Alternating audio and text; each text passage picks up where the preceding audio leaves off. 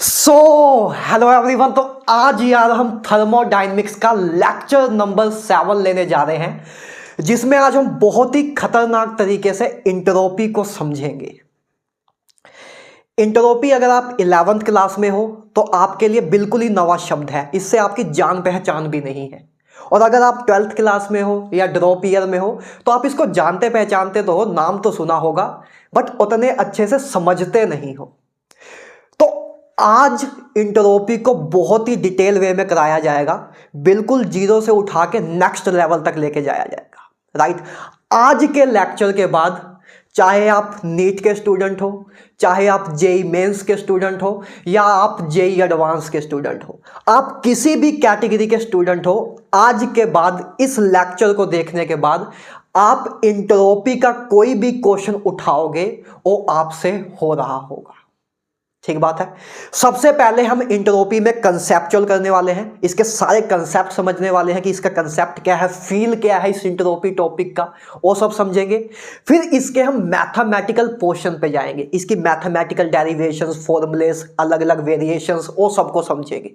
और लास्ट में फिर मैं आपको 3-4 लेटेस्ट आए हुए नीट और जेई के क्वेश्चन प्रैक्टिस कराऊंगा, सो दैट आपको अप्लाई करना भी आ जाए। तो कंसेप्चुअल पार्ट, मैथमेटिकल पार्ट, उसके बाद पीवाईक्यू प्रैक्टिस, काम खत्म। ठीक बात है। तो शुरू करते हैं यार, इंट्रोपी को शुरू करते हैं। कॉपी पेन निकाल लो। थर्मोडायनेमिक्स का लेक्चर नंबर 6 नहीं, हमारा 7 चल रहा है। राइट, इंट्रोपी का लेक्चर नंबर 7 है। कॉपी पेन निकाल लो, स्क्रीनशॉट नहीं लेना है, नोट्स बनाते जाने हैं, कॉन्फिडेंस आएगा। अगर ड्रॉप ईयर में हो फिर स्क्रीनशॉट ले सकते हो, क्योंकि उस टाइम कम होता है। लेकिन अगर 11th क्लास में हो या 12th क्लास में हो और तब ले लो, ठीक है। तब उस अकॉर्डिंग नोट्स बनाओ। नोट्स जितने बनाओगे उतनी ज़्यादा मोटिवेशन आएगी और उतना ज़्यादा लास्ट जिस दिन आपका एग्जाम होगा उतना बेनिफिट मिलेगा। ड्रॉप ईयर में होते हो तो वैसे कॉन्फिडेंस तो होता ही है, एग्जाम देने का घबराहट नहीं होती है, बस आना चाहिए। तो इसलिए उसमें चाहो तो आप स्क्रीनशॉट ले सकते हो, जैसा भी आपको लगे। लेकिन अगर स्पेशली 11th क्लास के बच्चे, नोट्स जरूर बनाना। अभी से ही आलस करके ऐसे बैठना जाना आराम से। ठीक बात है। चलो, तो बात करते हैं इंट्रोपी के बारे में। बात करते हैं इंट्रोपी के बारे में। इंट्रोपी वा क्या है, इसको समझता बा। तो सबसे पहली बात तो यार, इंट्रोपी को कैपिटल एस से डोनेट करते हैं। इंट्रोपी को कैपिटल एस से डोनेट करते हैं। पहली पिद्दू सी बात तो यही है, इंट्रोपी को कैपिटल एस से डोनेट करते हैं। इंट्रोपी के बारे में आपको पहले से क्या क्या पता है? सर हमें तो कुछ भी नहीं पता है। भैया मुझे तो कुछ भी नहीं पता है। अगर आप 1st से 6 लेक्चर देख के आए हो तो आपको इतना तो पता है कि इंट्रोपी आपका एक स्टेट फंक्शन है। लेक्चर नंबर 1 या लेक्चर नंबर 2 में ही हमने इस पे बात की थी, लेक्चर नंबर 2 में, कि इंट्रोपी हमारा स्टेट फंक्शन है, जो कि मीन्स सिर्फ इनिशियल एंड फाइनल पोजीशन पे ही डिपेंड करता है, पाथ पे डिपेंड नहीं करता है। इसकी बात हम लेक्चर नंबर 2 में डिटेल में कर चुके थे। ये बात तो आपको पहले से पता है इंट्रोपी के बारे में, चाहे कुछ भी ना पता हो कि इंट्रोपी होता क्या है, क्या चीज है, बट हमें ये जरूर पता है कि इंट्रोपी एक हमारा स्टेट फंक्शन है। ठीक बात है, लिखाया था लेक्चर नंबर 2 में। अच्छा, एक बात और आपको पता होगी कि ये एक एक्सटेंसिव प्रॉपर्टी है। ये एक एक्सटेंसिव प्रॉपर्टी है। राइट, ये भी बात हमने लेक्चर नंबर 2 में ही कर ली थी। ये दोनों टॉपिक्स हमने बहुत अच्छे से, बहुत डिटेल में समझे थे लेक्चर नंबर 2 ऑफ थर्मोडायनेमिक्स में। जिसने नहीं देखा है प्लेलिस्ट में जाओ, लेक्चर नंबर 2 देख लो, स्टार्टिंग से ही आया करो, कंगारू की तरह कूद के मत आया करो। कोई भी चैप्टर कर रहे हो तो नीचे से एकदम उठाया करो, एंड तक लेके जाया करो, या तो करा ही मत करो। क्योंकि करके 1-2 लेक्चर देख जाओगे और क्वेश्चन आ गया किसी तीसरे लेक्चर से, तो 2 लेक्चर में आपने मेहनत तो की है ना, वो मेहनत भी खराब हो जाएगी। इसलिए जो चीज उठा रहे हो स्टार्टिंग से उठाया करो, एंड तक खत्म करा करो। राइट, कंगारू की तरह कूद के नहीं आना है। राइट, तो इंट्रोपी की बात कर रहे हैं तो हमें 2 चीजें पहले से ही पता है कि इंट्रोपी हमारा एक स्टेट फंक्शन होता है और एक एक्सटेंसिव प्रॉपर्टी होती है। इतना हमें पहले से ही पता है। अब आगे वाली बात करते हैं जो आपको नहीं पता है। राइट, तो सबसे पहले इसकी एक डेफिनेशन लिख लो, एक प्यारी सी परिभाषा, एक प्यारी सी परिभाषा या डेफिनेशन। अंग्रेज लोग इसको डेफिनेशन बोलते हैं, हम लोग सरकारी स्कूल के बालक इसको परिभाषा बोलते थे। तो डेफिनेशन क्या है पहले लिखो, अभी समझना कुछ नहीं है, बस लिख लो, चेप लो, बस समझाऊंगा आगे। It is one of the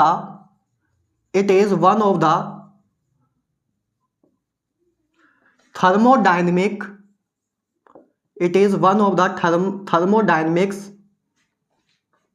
state function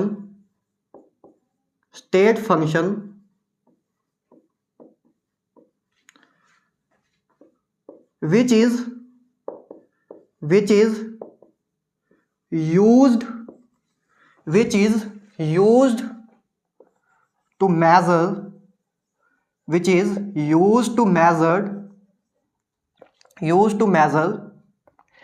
degree of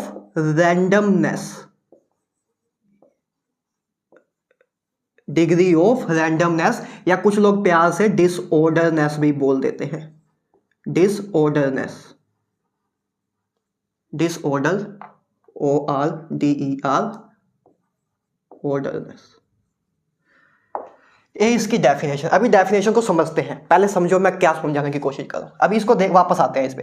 क्या है कि डेफिनेशन है कि it is one of A thermodynamic state function जिसको यूज किया जाता है डिग्री ऑफ रैंडमनेस या डिसऑर्डरनेस को मेजर करने के लिए। अभी हल्का हल्का कुछ गया होगा, कुछ नहीं भी गया होगा, मे भी हो सकता है 90% गया ही ना हो कि क्या मतलब बात हो रही। देखो समझते हैं। आपके पास एक एक्स एलिमेंट है, एक एक्स एलिमेंट बोलो, कोई भी मेटल बोल लो या कुछ भी बोल लो। एक आपके पास सब्सटेंस है एक्स, कुछ आपको समझाने की कोशिश की जाती है सो डैट आप एंट्रोपी को अच्छे से समझ पाओ, राइट। इसको भी थोड़ा सा इसी साइज का बना देते हैं। ये तीनों एक ही साइज के हैं मान लो, राइट। अगर थोड़ा बहुत कैमरे में ऊपर नीचे दिख रहा हो तो मान लो एक ही साइज के हैं। अच्छा, मैं बोल रहा हूं आपके पास एक एक्स सब्सटेंस है, राइट। इधर ओ सब्सटेंस को हमने सॉलिड स्टेट में लिखा है, इधर उसको हमने लिक्विड स्टेट में है वही एक्स, इधर आपका गैसीय स्टेट में है ना। एक फेज से दूसरे फेज में कन्वर्ट कर सकते हैं। अरे यार मान लो एक बर्फ है, इसको मेल्ट करेंगे लिक्विड बन जाएगा पानी, है ना। जल है तो कल है, पानी को आगे और गर्म करेंगे तो गैस बन जाएगा, वेपर्स बन जाएंगे, भाप बन जाएगी, है ना। तो एक्स हमारे पास है, एक्स अब मान लो जैसे पानी ही मान लो इमेजिन करना है तो वैसे तो एक्स कुछ भी मान लो, राइट। अब एक्स एक बार हमारा सॉलिड स्टेट में है, एक बार हमारा लिक्विड स्टेट में है, एक बार हमारा गैसीय स्टेट में है इस चैम्बर के अंदर, तो चैम्बर के अंदर जो एक्स है आपका, उसके जो एलिमेंट्स होंगे सॉलिड फॉर्म में जब होगा तो हमें पता है कि ऐसे ऐसे अरेंज होते हैं। अगर अब तो आप सॉलिड स्टेट चैप्टर हट गया है सिलेबस से आपके, बट वैसे सॉलिड स्टेट में इसको पढ़ाते थे, है ना, कि सॉलिड स्टेट मतलब जब आपका कोई एलिमेंट या जब आपका कोई सब्सटेंस सॉलिड स्टेज में होता है तो ऐसे अरेंज होते हैं एलिमेंट, एक के साथ एक चिपके हुए होते हैं, है ना। अरे सॉलिड फॉर्म में तो मतलब एक के साथ एक हर एक एटम एक दूसरे के साथ चिपका हुआ है ना, तभी तो सॉलिड बना हो, राइट। तो सॉलिड स्टेट में एलिमेंट्स की अरेंजमेंट कुछ इस तरीके से होती है, राइट। अच्छा, लिक्विड में क्या होता होगा? लिक्विड में मॉलिक्यूल्स थोड़े दूर दूर चले जाते हैं, है ना। लिक्विड ये सिंपल सी यार 6th 7th 8th क्लास की बातें हैं, राइट। लिक्विड सॉलिड स्टेट में एटम्स क्लोज रहते हैं, लिक्विड में थोड़े दूर दूर होते हैं, गैस में एकदम ही दूर दूर फैल जाते हैं, राइट। अच्छा, तो लिक्विड स्टेट में यही एलिमेंट एक्स के जो एलिमेंट है जिससे आपका एक्स सब्सटेंस बना है वो आपके कुछ ऐसे हो जाते हैं, थोड़ा थोड़ा दूर हो जाते हैं, राइट, थोड़ा थोड़ा दूर हो जाते हैं। और गैसीय स्टेट में क्या होता है खुद से बताओ? गैसीय स्टेट में क्या है, ऐसे ऐसे फैल जाते हैं इसके मॉलिक्यूल सारे, कहीं भी दूर दूर लटक जाते हैं, राइट। पूरे चैम्बर में फैल जाते हैं, वॉल्यूम ऑफ ए गैस पूरा वॉल्यूम ऑफ ए चैम्बर हो जाता है। यही बात होती है कि सॉलिड स्टेट में जो पार्टिकल्स हैं वो आपके पैक अच्छे से टाइटली पैक्ड होते हैं, इसमें लिक्विड स्टेट में कहीं बीच में होते हैं और गैस में बिल्कुल ही लूजली होते हैं, राइट। यही बात होती है। अब अगर मैं बस आपसे इतना पूछूं कि इन तीनों में से किस केस में रैंडमनेस सबसे ज्यादा है, या किस केस में पार्टिकल्स जो हैं वो खिलरे हुए हैं। खिलरे हुए मतलब समझते हो, पंजाबी में बोलते हैं, पता नहीं हिंदी में, क्योंकि मुझे पंजाबी और हिंदी ज़्यादा आती है। खिलरे हुए मतलब फैले कहाँ हुए ज़्यादा। हाँ, तो आपके अकॉर्डिंग आप खुद से तुक्का मारो, मैं कुछ बता ही नहीं रहा हूँ, आप खुद से तुक्का मारो कि इन तीनों केस में किस केस में रैंडमनेस सबसे ज़्यादा है। तो आई थिंक अगर आपके अंदर 250 ग्राम का दिमाग है लड़कों के अंदर, और लड़कियों के अंदर अगर 2.5 ग्राम का दिमाग है, तो उनके दिमाग में यही आया होगा कि इस केस में रैंडमनेस सबसे ज्यादा है, इस केस में रैंडमनेस सबसे ज्यादा है। तो that means entropy of A gaseous state is more than entropy of a liquid state, and entropy of a liquid state is more than entropy of a solid state, right क्योंकि entropy क्या होती है, entropy एक term होती है, thermodynamic state function होता है जो कि मेजर करता है डिग्री ऑफ रैंडमनेस को, कि कितनी रैंडमनेस है। जितनी रैंडमनेस ज्यादा उतनी इंट्रोपी ज्यादा, जितनी रैंडमनेस ज्यादा उतनी इंट्रोपी ज्यादा। क्लियर है बात। तो हमें पता है कि गैसियस स्टेट में रैंडमनेस सबसे ज्यादा होती है, दैट मीन्स इसकी इंट्रोपी सबसे ज्यादा। दैट मीन्स क्या हम ये बात बोल सकते हैं कि entropy of A x in A gaseous state, entropy of A x in a liquid state and entropy of A x in A solid state, क्या यही ट्रेंड होगा, क्या यही ट्रेंड होगा इंट्रोपी का, कि एक्स अगर गैसियस स्टेट में होगा उसकी इंट्रोपी सबसे ज्यादा होगी, लिक्विड स्टेट में होगा उसकी मिड में, और सॉलिड में होगा उसकी सबसे कम होगी। क्योंकि सॉलिड स्टेट में रैंडमनेस बिल्कुल कम होती है, ऑर्डर्ड अरेंजमेंट होती है एक तरह से पार्टिकल की। तो जहां ऑर्डर्ड अरेंजमेंट होती है उधर रैंडमनेस कम होगी। यही है इंट्रोपी, जहां रैंडमनेस ज्यादा होगी, जहां फैलाव ज्यादा होगा उधर इंट्रोपी ज्यादा होगी, उसी को बोलते हैं इंट्रोपी। इंट्रोपी मेजर करती है कि डिग्री ऑफ रैंडमनेस कहां ज्यादा है। और डिग्री ऑफ रैंडमनेस निकाल के हम कर क्या रहे हैं, इसका काम क्या है, इसको आप समझोगे लेक्चर नंबर 9 में और डिटेल में आएगा आगे। अब ये लिंकेज बनेगा ना, एक इधर ही नहीं समझा सकते उसको, अभी आपको बस मैं इंट्रोपी समझा सकता हूँ। इस रैंडमनेस का काम क्या है ये आपको समझ, मतलब हमारे डेली लाइफ में, नेचर में हमारे रैंडमनेस का काम क्या है, क्यों हम रैंडमनेस को मेजर कर रहे हैं। ये भी थॉट प्रोसेस हो सकता है ना, ये तो चलो बात है, कंसेप्ट समझ रहे हैं कि डिग्री ऑफ रैंडमनेस को मेजर करती है, लेकिन क्यों हमें डिग्री ऑफ रैंडमनेस निकालना है इसको हम समझेंगे लेक्चर नंबर 9 तक। लेक्चर नंबर 8 में भी हल्का सा समझेंगे, लेक्चर नंबर 9 में पूरा कंप्लीट समझेंगे, राइट। अभी बात करते हैं इंट्रोपी को ही। अच्छा, तो पहली बात तो इंट्रोपी की हल्की सी झलक मिली होगी कि it is a one of A thermodynamic state function, जिसको यूज किया जाता है मेजर करने के लिए डिग्री ऑफ रैंडमनेस या डिसऑर्डरनेस, कि जहां ऑर्डरनेस कम हो उसको मेजर करने के लिए किया जाता है। जिसकी इंट्रोपी ज्यादा उधर रैंडमनेस ज्यादा, इसमें रैंडमनेस सबसे ज्यादा है तो इसकी इंट्रोपी सबसे ज्यादा। ठीक बात है। तो ये आपका पहली बात आएगा, और ये आया भी हुआ एक बार नीट में। ठीक बात है। अच्छा, एक बात चाहो तो और अंदर घुस सकते हो। आपको पता है कि जो सॉलिड होता है वो 2 फॉर्म में होता है, फर्दर और भी अंदर डेप्थ में जा सकते हो कि सॉलिड भी आपका 2 फॉर्म में होता है फर्दर, एक क्रिस्टलाइन सॉलिड, एक क्रिस्टलाइन सॉलिड। अगर सॉलिड स्टेट आपके चैप्टर होता ना, अभी कटाया ना होता, तो उसमें बहुत डिटेल से पढ़ाते हैं कि क्रिस्टलाइन सॉलिड क्या होता है। और एक होता है यार वैसे अमोर्फस सॉलिड, एक होता है अमोर्फस सॉलिड। अगर अभी बच्चों की तरह समझाना चाहूं तो क्रिस्टलाइन सॉलिड में एक्चुअल में क्रिस्टल टाइप होता है, मतलब कठोर होता है, और अमोर्फस सॉलिड उतना कठोर नहीं होता है। अमोर्फस सॉलिड मतलब जैसे गिलास हो गया आपका ना, जो शीशे के गिलास होते हैं, ये आपके अमोर्फस सॉलिड है। और क्रिस्टलाइन सॉलिड जैसे लोहा हो गया आपका, मेटल हो गया, ये सारे आपके क्रिस्टलाइन सॉलिड है जो कि कठोर है, राइट। अच्छा, तो अगर ये क्ले की बात करें, जो क्ले होती है वो आपका अमोर्फस सॉलिड होता है ना, क्ले ये आपका अमोर्फस सॉलिड होता है, या ग्लास आपका अमोर्फस सॉलिड होता है। तो ये सब सॉलिड तो है लेकिन सॉफ्ट वाले सॉलिड है ना, अमोर्फस सॉफ्ट वाले सॉलिड है। तो इन दोनों में भी अगर बात हो जाए कि इसकी इंट्रोपी ज्यादा है, एक्स क्रिस्टल या एक्स अमोर्फस, इनमें अगर बात हो जाए, सॉलिड के अंदर भी अगर कंपैरिजन हो जाए, है ना, पहले तो इसमें कर लिया गैस, लिक्विड और सॉलिड में, इन दोनों में किसकी ज्यादा होगी इंट्रोपी, खुद से बताओ। इसकी ज्यादा होगी, क्योंकि अमोर्फस के केस में सॉफ्ट है, तो सॉफ्ट है मतलब जो एटम्स हैं वो दूर दूर होंगे कंपैरेटिवली, इसके क्रिस्टलाइन में ज़्यादा टाइटली पैक्ड होंगे, इसलिए तो कठोर है वो, राइट, सिंपल सी बात है। तो एमोर्फस की इंट्रोपी, एमोर्फस सॉलिड की ज़्यादा होगी entropy as compare to crystalline solid के।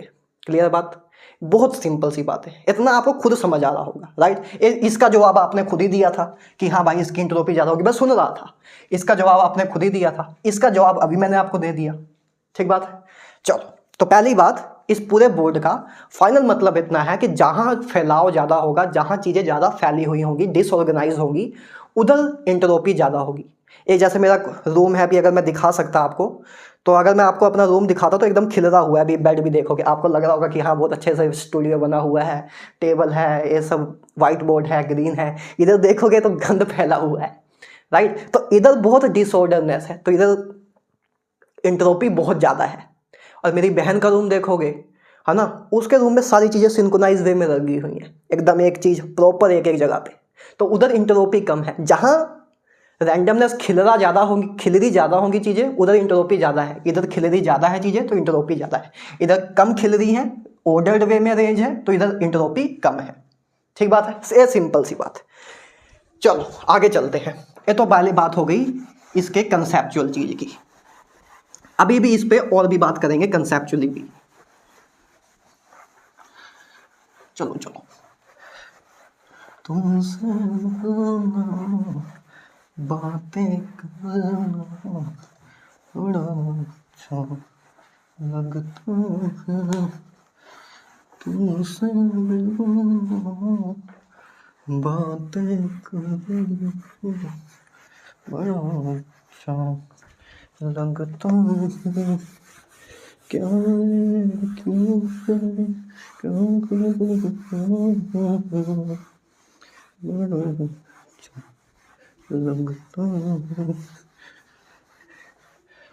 और मैं बेचारा किसी तरह तुम भी मरता रहना, जिਵੇਂ तू मरती सी गैरों ते तेरे ते मरता रहना, एक पास समझा मेरा दिल तरसना आया नहीं, वो चंदरी में तेरे बिन कुछ और न चाया नहीं, कसम तेरी हुन दिल भी पत्थर होंगे, कसम तेरी हुन दिल भी पत्थर होंगे। चलो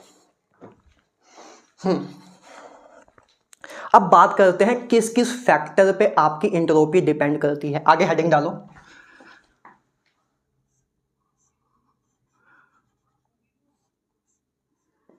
factors on which entropy depends, factors on which entropy depends।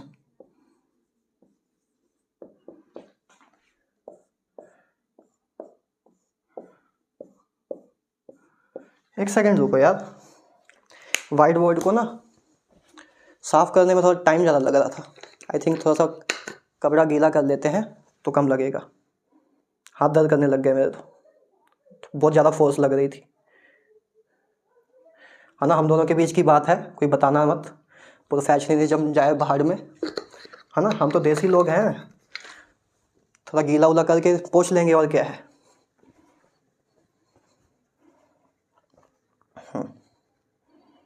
अब ठीक बा, चलो कौन कौन से फैक्टर पे आपकी इंट्रोपी डिपेंड करती है, तो फैक्टर्स की बात करते हैं। सबसे पहली बात डेल्टा एन जी की। डेल्टा एन जी आप पिछले क्लास में ही पढ़ के हटे हो एंथैल्पी वाले में। डेल्टा एन जी क्या होता है? डेल्टा एन जी होता है number of gaseous product minus number of gaseous reactant, ये होता है हमारा डेल्टा एन जी किसी रिएक्शन का। ये होता है हमारा डेल्टा एन जी। अब यार अगर delta n g greater than 0 हो सकता है, delta n g less than 0 हो सकता है, और delta n g equal to zero हो सकता है। ये तीन चीज़ें हो सकती हैं, है ना। Delta n g greater than zero, delta n g equal to zero, delta n g less than zero. आप मुझे खुद से बताओ, खुद से ही सोचो, कुछ नहीं है, डेल्टा एन जी वाला कौन सा केस होगा जिस केस में एंट्रोपी बढ़ रही होगी? जिस केस में delta n g greater than zero होगा उस केस में एंट्रोपी बढ़ रही होगी, उस केस का डेल्टा एस पॉजिटिव होगा, राइट। क्यों? क्योंकि डेल्टा एन जी होता है number of gaseous product minus number of gaseous reactant. तो अगर डेल्टा एन जी की वैल्यू जीरो से ज्यादा है, दैट मीन्स प्रोडक्ट में गैसियस एटम्स या प्रोडक्ट में गैसियस चीजें ज्यादा है एज कंपेयर टू रिएक्टेंट में। प्रोडक्ट में गैसियस नंबर ऑफ मोल ज्यादा है एज कंपेयर टू रिएक्टेंट में। तो प्रोडक्ट में अगर गैसियस नंबर ऑफ मोल ज्यादा है एज कंपेयर टू रिएक्टेंट में तो एंट्रोपी बढ़ेगी ही ना, एंट्रोपी फाइनल एंट्रोपी बढ़ेगी ही। तो डेल्टा एन जी अगर ग्रेटर देन जीरो है, दैट मीन्स एंट्रोपी जो है, एंट्रोपी में जो चेंज है वो पॉजिटिव होगा। पॉजिटिव मतलब एंट्रोपी का चेंज मतलब क्या होता है? S final minus S initial, right, S final minus S initial. तो जब गैसियस प्रोडक्ट ज़्यादा है, गैसियस रिएक्टेंट कम है, मतलब नंबर ऑफ गैसियस मोल ज़्यादा है प्रोडक्ट के, number of gaseous mole reactant में कम है, तो फाइनल एंट्रोपी ज़्यादा हो। पहले स्टार्टिंग के किसी भी रिएक्शन के स्टार्टिंग में सिर्फ रिएक्टेंट था, अब जब रिएक्शन शुरू होती है तो प्रोडक्ट बनना शुरू होता है। तो जब रिएक्शन शुरू हुई और प्रोडक्ट बनना शुरू हुआ तो रिएक्टेंट से ज़्यादा गैसियस मोल हैं प्रोडक्ट के, राइट। तो अगर delta n g greater than zero है मतलब number of gaseous mole of product ज़्यादा है number of gaseous mole of reactant से, दैट मीन सिंपल सी बात है कि एंट्रोपी आपकी पॉजिटिव ही होगी क्योंकि फाइनल एंट्रोपी बढ़ रही होगी। नंबर ऑफ गैसियस मोल बढ़ रहे हैं क्योंकि प्रोडक्ट में नंबर ऑफ गैसियस मोल ज़्यादा है, तब इसीलिए डेल्टा एन जी ज़्यादा है, इसीलिए हमारी एंट्रोपी पॉजिटिव है। ठीक बात है। चलो अच्छा, अगर डेल्टा एन जी जीरो है तो एंट्रोपी चेंज में लगभग निग्लिजिबल जीरो के बराबर होगा, कुछ भी एंट्रोपी में खास चेंज नहीं आएगा, है ना। क्योंकि मेन तो एंट्रोपी का जो फैक्टर है वो गैसियस स्टेट पे डिपेंड कर रहा है, सॉलिड और लिक्विड होगा उस पर इतना डिपेंड नहीं कर रहा है ना। सबसे ज़्यादा रैंडमनेस तो गैस में ही है। तो अगर डेल्टा एन जी अगर जीरो के बराबर है तो एंट्रोपी में चेंज कुछ खास नहीं होगा। मतलब जब रिएक्शन नहीं हमने की थी तब भी एंट्रोपी जितनी थी, जब रिएक्शन हो गई तब भी एंट्रोपी में कुछ खास चेंज नहीं आया होगा उस रिएक्शन में, राइट। अच्छा, और डेल्टा एन जी अगर लेस देन जीरो है, delta n g less than zero का मतलब क्या? डेल्टा एन जी जीरो से कम कब होगा? जब रिएक्टेंट में नंबर ऑफ गैसियस मोल ज़्यादा हो, प्रोडक्ट में कम हो, है ना, तभी तो 1 से कम आएगी वैल्यू, मतलब जीरो से कम आएगी, नेगेटिव में आएगा। नेगेटिव में आंसर कब आएगा? जब ए ज़्यादा हो ए कम हो। तो जब रिएक्टेंट में गैसियस मोल ज़्यादा हो प्रोडक्ट में कम हो तो दैट मीन्स उस केस में एंट्रोपी हमारी नेगेटिव आएगी क्योंकि एंट्रोपी होता है फाइनल माइनस इनिशियल, राइट। तो डेल्टा एस इस केस में हमारा नेगेटिव आएगा। ठीक है, ये आप खुद से भी सोच सकते थे। पहली बात तो पहला फैक्टर कौन सा है जिस पे एंट्रोपी डिपेंड करती है? डेल्टा एन जी, है ना। जहां डेल्टा एन जी ज़्यादा उधर एंट्रोपी ज़्यादा, जहां डेल्टा एन जी जीरो उधर एंट्रोपी लगभग जीरो, उसमें कोई भी चेंज, मतलब एंट्रोपी का चेंज जीरो, एंट्रोपी जीरो नहीं, एंट्रोपी का चेंज जीरो की मतलब एस फाइनल बराबर एस इनिशियल के होगा इधर। और जहां delta n g less than zero उधर एंट्रोपी चेंज नेगेटिव, है ना, कि एस इनिशियल ज़्यादा होगी एस फाइनल से, एस इनिशियल ज़्यादा होगी एस फाइनल से। ठीक बात है, क्लियर है। अच्छा, दूसरा फैक्टर एंट्रोपी। अगर मैं आपसे पूछूं कि एंट्रोपी जो है वो टेम्परेचर के डायरेक्टली प्रोपोर्शनल होगी कि इनवर्सली प्रोपोर्शनल, खुद से अपने भेजे से सोच के बताओ, कोई भी बड़ी बात नहीं है, मैं क्या बताऊं आपको, खुद ही बता सकते हो। एंट्रोपी टेम्परेचर के डायरेक्टली प्रोपोर्शनल होगी कि इनवर्सली? Directly proportional obviously. पानी है, पानी को गर्म करोगे भाप बन जाएगी तो एंट्रोपी बढ़ेगी ही, या आइस है, आइस को गर्म करोगे पानी बन जाएगा, सॉलिड से लिक्विड आ जाएगा और उसको और गर्म करोगे टेम्परेचर और दोगे तो आपका गैसेस में चला जाएगा, राइट। तो जैसे जैसे टेम्परेचर बढ़ाओगे वैसे वैसे आपकी एंट्रोपी बढ़ेगी। तो मीन्स एंट्रोपी जो है वो टेम्परेचर के डायरेक्टली प्रोपोर्शनल है। डैट मीन्स अगर मुझे ये बोले कि एक हमारे पास लोहा है, आयरन है 300 केल्विन पे और एक मेरा लोहा है 400 केल्विन पे, तो कहाँ एंट्रोपी ज़्यादा होगी? तो इसकी एंट्रोपी ज़्यादा होगी, है ना, क्योंकि जब 400 का एक जैसे जैसे टेम्परेचर बढ़ाएंगे एंट्रोपी बढ़ेगी, तो टेम्परेचर बढ़ाओगे तो एंट्रोपी बढ़ेगी, तो इसकी एंट्रोपी ज़्यादा होगी। क्यों? क्योंकि जब टेम्परेचर बढ़ाओगे तो आयरन, जो आपका आयरन का पीस है उसमें जो आयरन के एटम्स होंगे उनके बीच में बॉन्ड्स ब्रेक होंगे और दूर दूर भागेंगे, राइट, तो एंट्रोपी बढ़ेगी, है ना। इतना डेप्थ में जाने की जरूरत भी नहीं है, सिंपल सी बात है, आपको पता है जैसे जैसे टेम्परेचर बढ़ाओगे वैसे वैसे एंट्रोपी बढ़ेगी, ठीक बात है। अच्छा, आगे प्रेशर पे कुछ डिपेंडेंस बोल सकते हो कि प्रेशर के डायरेक्टली प्रोपोर्शनल होगा कि इनवर्सली प्रोपोर्शनल। खुद से सोचो, खुद से सोचो। ए आपके पास मान लो ए है, एक पिस्टन लगा दिया है मैंने, इसमें गैस है, राइट। अब मैं अगर इधर से प्रेशर बढ़ाऊं, पिस्टन को नीचे की तरफ धक्का मारूं, है ना, पिस्टन को नीचे की तरफ दबाऊं, तो एंट्रोपी बढ़ेगी कि कम होगी? कम होगी ऑब्वियसली। जैसे जैसे मैं प्रेशर नीचे को लगाऊंगा वैसे वैसे मॉलिक्यूल्स क्लोज आएंगे, तो रैंडमनेस कम होगी ना। तो प्रेशर बढ़ाने से एंट्रोपी क्या होती है?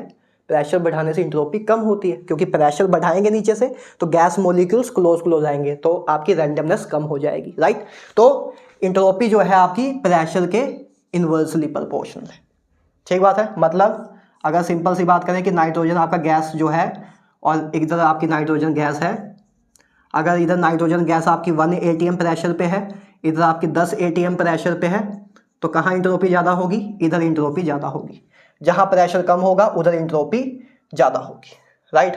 और इनको याद नहीं करना कि एंट्रोपी टेम्परेचर के डायरेक्टली प्रोपोर्शनल है और इनवर्सली प्रोपोर्शनल है प्रेशर के।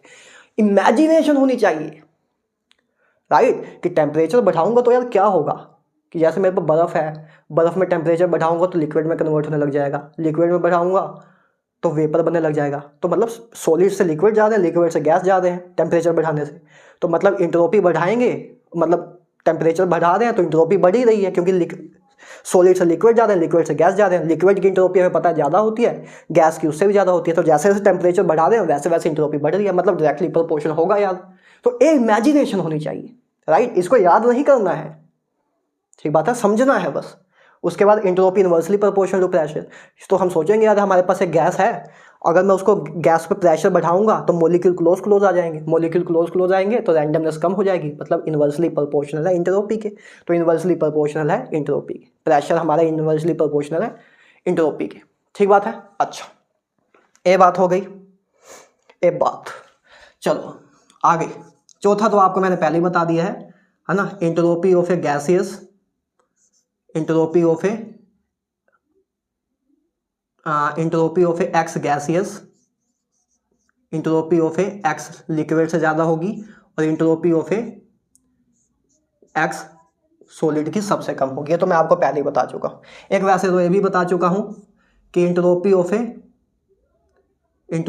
ए कैसे लिख दें, क्रिस्टलाइन सॉलिड, चलो पूरे लिख देते हैं। Entropy of a crystalline solid कम होगी एंट्रोपी ऑफ ए अमोर्फस है, मतलब अमोर्फस की एंट्रोपी ज़्यादा होगी अमोर्फस सॉलिड की। ये भी आपको पहले ही बता चुका हूँ, इधर बस लिखा रहा हूँ, बाइंड अप कर रहे हैं, राइट। और कौन से फैक्टर पे डिपेंड होगी? एक और फैक्टर है, एक फैक्टर और। हाँ, अब गीला कर दिया है अच्छे से कुछ, नहीं तो पहले तो जोर लग गया था हमारा। चलो एक 6 फैक्टर और लिखो, ये आपको काफ़ी लेक्चर्स में नहीं कराया जाता है लेकिन लिखो।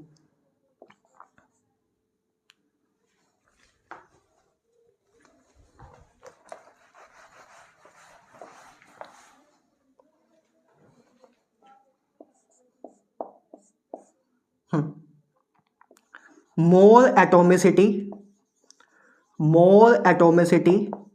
या मोर मोलर मास,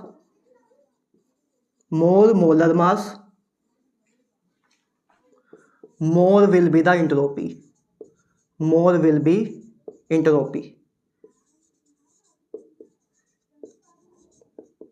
है ना। More atomicity, more molar mass, more will be the entropy. Atomicity का मतलब क्या देखते हैं। जैसे मान लो आपको एंट्रोपी बतानी है, एक आपके पास ओजोन है, एक आपके पास ऑक्सीजन है, और एक आपके पास ऑक्सीजन है। ये 3 चीज़ें हैं आपके पास, entropy of ozone O3, entropy of a oxygen molecule, entropy of a oxygen atom. ये 3 चीज़ें हैं आपके पास, राइट। तो जहाँ एटॉमिसिटी का मतलब क्या होता है कि इसकी एटॉमिसिटी 3 है, कि मतलब ए मॉलिक्यूल 3 एटम से मिलके बना है। तो इसकी एटॉमिसिटी 3, इसकी एटॉमिसिटी 2, इसकी एटॉमिसिटी तो 1 है, राइट। मॉलिक्यूल कितने एटम से मिलके बना है वही उसकी एटॉमिसिटी बताता है। ओजोन वाला जो मॉलिक्यूल है वो 3 एटम से मिलके बना है, तो इसकी एटॉमिसिटी 3 है। सिंपल सी बात है, इतनी ईजी है, राइट। तो जितनी एटॉमिसिटी ज़्यादा होगी उतनी इंट्रोपी ज़्यादा होगी। दैट मीन्स इसकी इंट्रोपी सबसे ज़्यादा होगी, फिर इसकी, फिर इसकी। हाँ, ये बात होनी चाहिए कि ये तीनों ही सेम स्टेट में हो, गैसियस में, ये तीनों ही सेम स्टेट में होने चाहिए। ऐसा नहीं कि एक ओजोन आप ले लो गैसियस में और SO2 ले लो आप लिक्विड में, ऐसे नहीं करना है, ऐसे नहीं करना है, राइट। या इसको ले लो लिक्विड, इसको ले लो सॉलिड में, इसको ले लो गैसियस में। तो अब तो गैसियस की ज़्यादा होगी ना, इसकी ज़्यादा हो जाएगी, है ना, इसकी ज़्यादा हो जाएगी। तीनों सेम स्टेट में होने चाहिए, फिर हम चीज़ लगाएंगे, है ना। तीनों फॉर सेम स्टेट अप्लाई करना है। जब तीनों चीज़ें सेम स्टेट में हो तो एंट्रोपी जो है डायरेक्टली प्रोपोर्शनल होगी एटॉमिसिटी के। मोर एटॉमिसिटी या more molar mass, direct more will be the entropy. तो तीनों सेम स्टेट में फिर की बात कर रहे हैं हम, राइट। जब स्टेट ही अलग है फिर तो ये वाला फैक्टर लगाएंगे, ठीक बात है। अच्छा, और जैसे और भी जितने मर्जी लिख लो अब तो, CO2 कार्बन मोनोऑक्साइड, है ना, कार्बन डाइऑक्साइड का मोलर मास ज़्यादा है, इसका मोलर मास कम है, तो इसकी एंट्रोपी ज़्यादा, जिसका मोलर मास ज़्यादा उसकी एंट्रोपी ज़्यादा, ठीक है, सिंपल सी बात है। अच्छा, और है ना, गैसियस स्टेट में ले रहा हूँ या दोनों को ही लिक्विड स्टेट में ले लो या दोनों को ही सॉलिड स्टेट में लो, स्टेट सेम रहे बस। दोनों की जिनमें भी दो में कंपैरिजन कर रहे हैं उनमें अगर स्टेट सेम है फिर इस अकॉर्डिंग चलना है, राइट। अगर स्टेट डिफरेंस है फिर तो इस अकॉर्डिंग चलेंगे, राइट। अच्छा, आगे जैसे H2O2 वाटर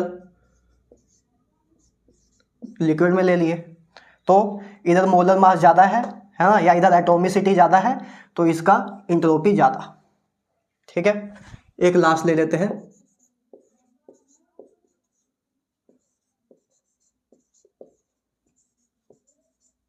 इसमें अगर बात करें, खुद से बता दो अब तो, ये जल्दी बता दो, यही किया।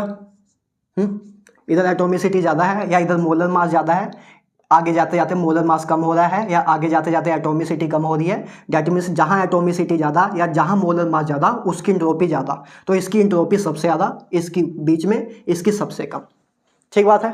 तो ये यार फैक्टर्स हैं जिन पे हमारी इंट्रोपी डिपेंड करती है, डेल्टा NG पे, टेम्परेचर पे, प्रेशर पे, गैस स्टेट्स ऑफ मैटर पे, और क्रिस्टलाइन सॉलिड पे, और क्रिस्टलाइन और अमोर्फस पे, और एटॉमिसिटी पे। ये 6 फैक्टर्स हैं जिस पे आपकी एंट्रोपी डिपेंड करती है, ठीक बात है। तो ये तो बात होगी आपकी कंसेप्चुअल कि एंट्रोपी है क्या, किस चीज़ पे डिपेंड करती है। अब आते हैं थर्मोडायनेमिक्स पे। एंट्रोपी को थर्मोडायनेमिक के पॉइंट ऑफ व्यू से समझते हैं, राइट। अभी तो एंट्रोपी को हम समझ रहे थे ना, अब थर्मोडायनेमिक्स में आते हैं इसकी, कि इसकी थर्मोडायनेमिक्स क्या है। इरेज कर दें इसे, हाँ चलो। अब एंट्रोपी की थर्मोडायनेमिक्स पे आते हैं। अब थर्मोडायनेमिक्स के पॉइंट ऑफ व्यू से समझेंगे कि क्या होता है एंट्रोपी।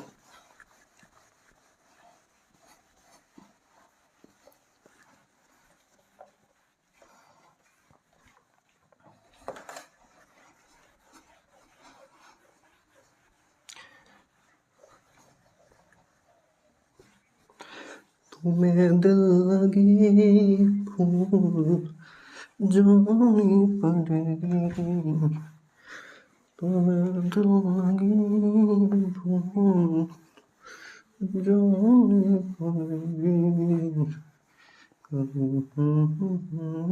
से लगा कर देखो।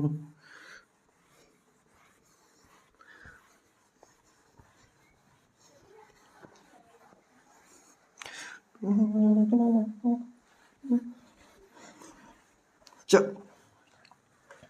बेटर, हाँ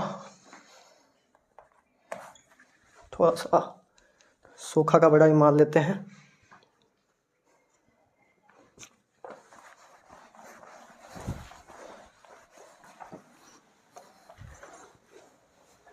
सो दैट इंक फैले ना। ओके, आगे बात करते हैं थर्मोडायनेमिक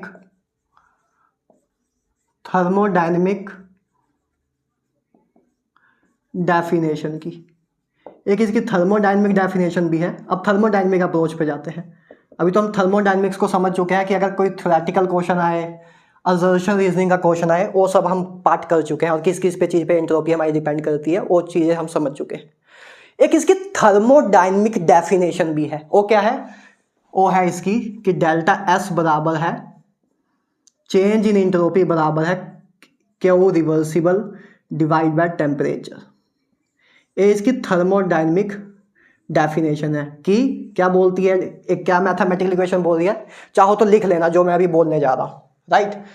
कि change in entropy is equal to the ratio of a heat observed by system in a reversible and isothermal process to the temperature at which heat is received by the system is known as a change in entropy,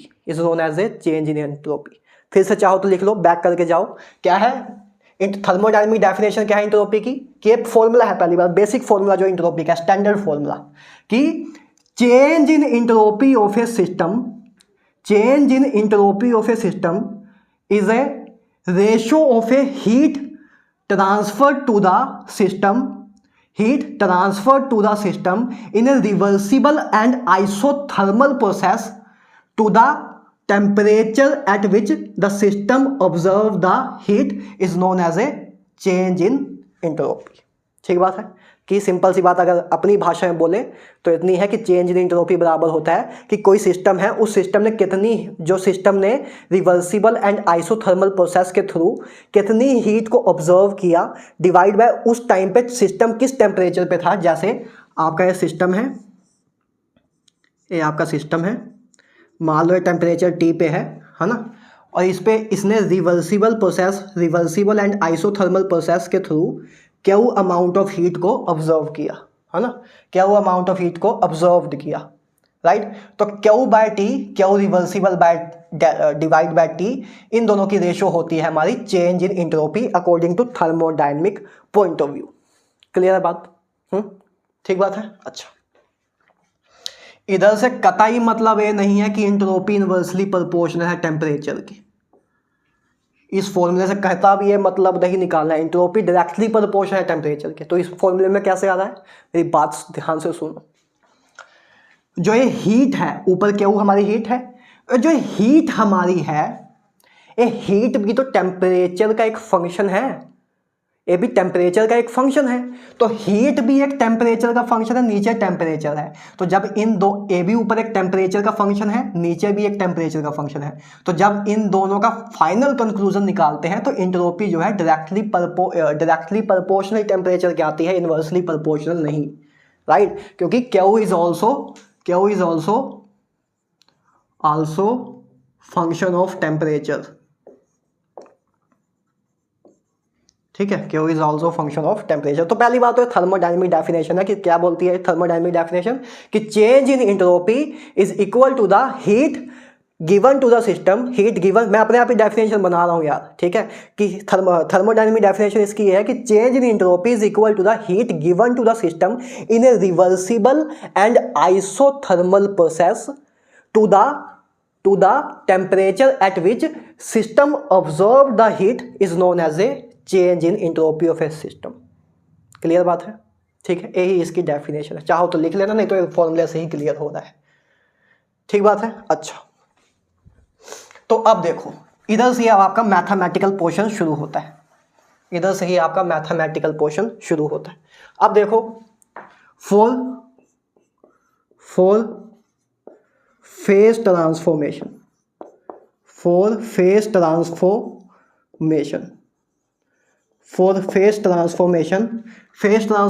at constant pressure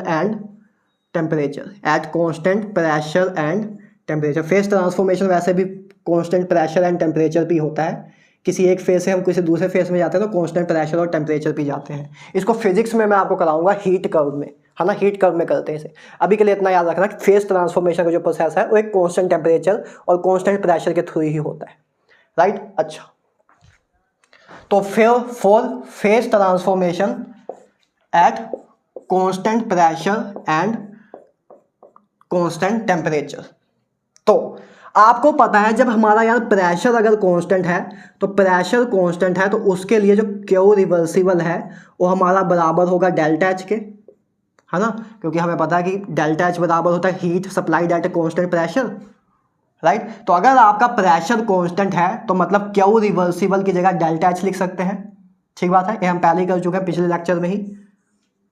तो entropy को हम चाहें तो phase transformation वाली के लिए, phase transformation वाली चीज के लिए डेल्टा क्यू की जगह हम डेल्टा एच बाय टी भी लिख सकते हैं, क्योंकि क्यू को हम रिप्लेस कर सकते हैं डेल्टा एच से, क्योंकि एट कांस्टेंट प्रेशर पे क्यू बराबर या हीट बराबर डेल्टा एच के ही होता है, पिछले लेक्चर में ही करके हटे हैं, ठीक है। तो हमारे पास एंट्रोपी का एक नवा फॉर्मूला ड्राइव हो गया, राइट।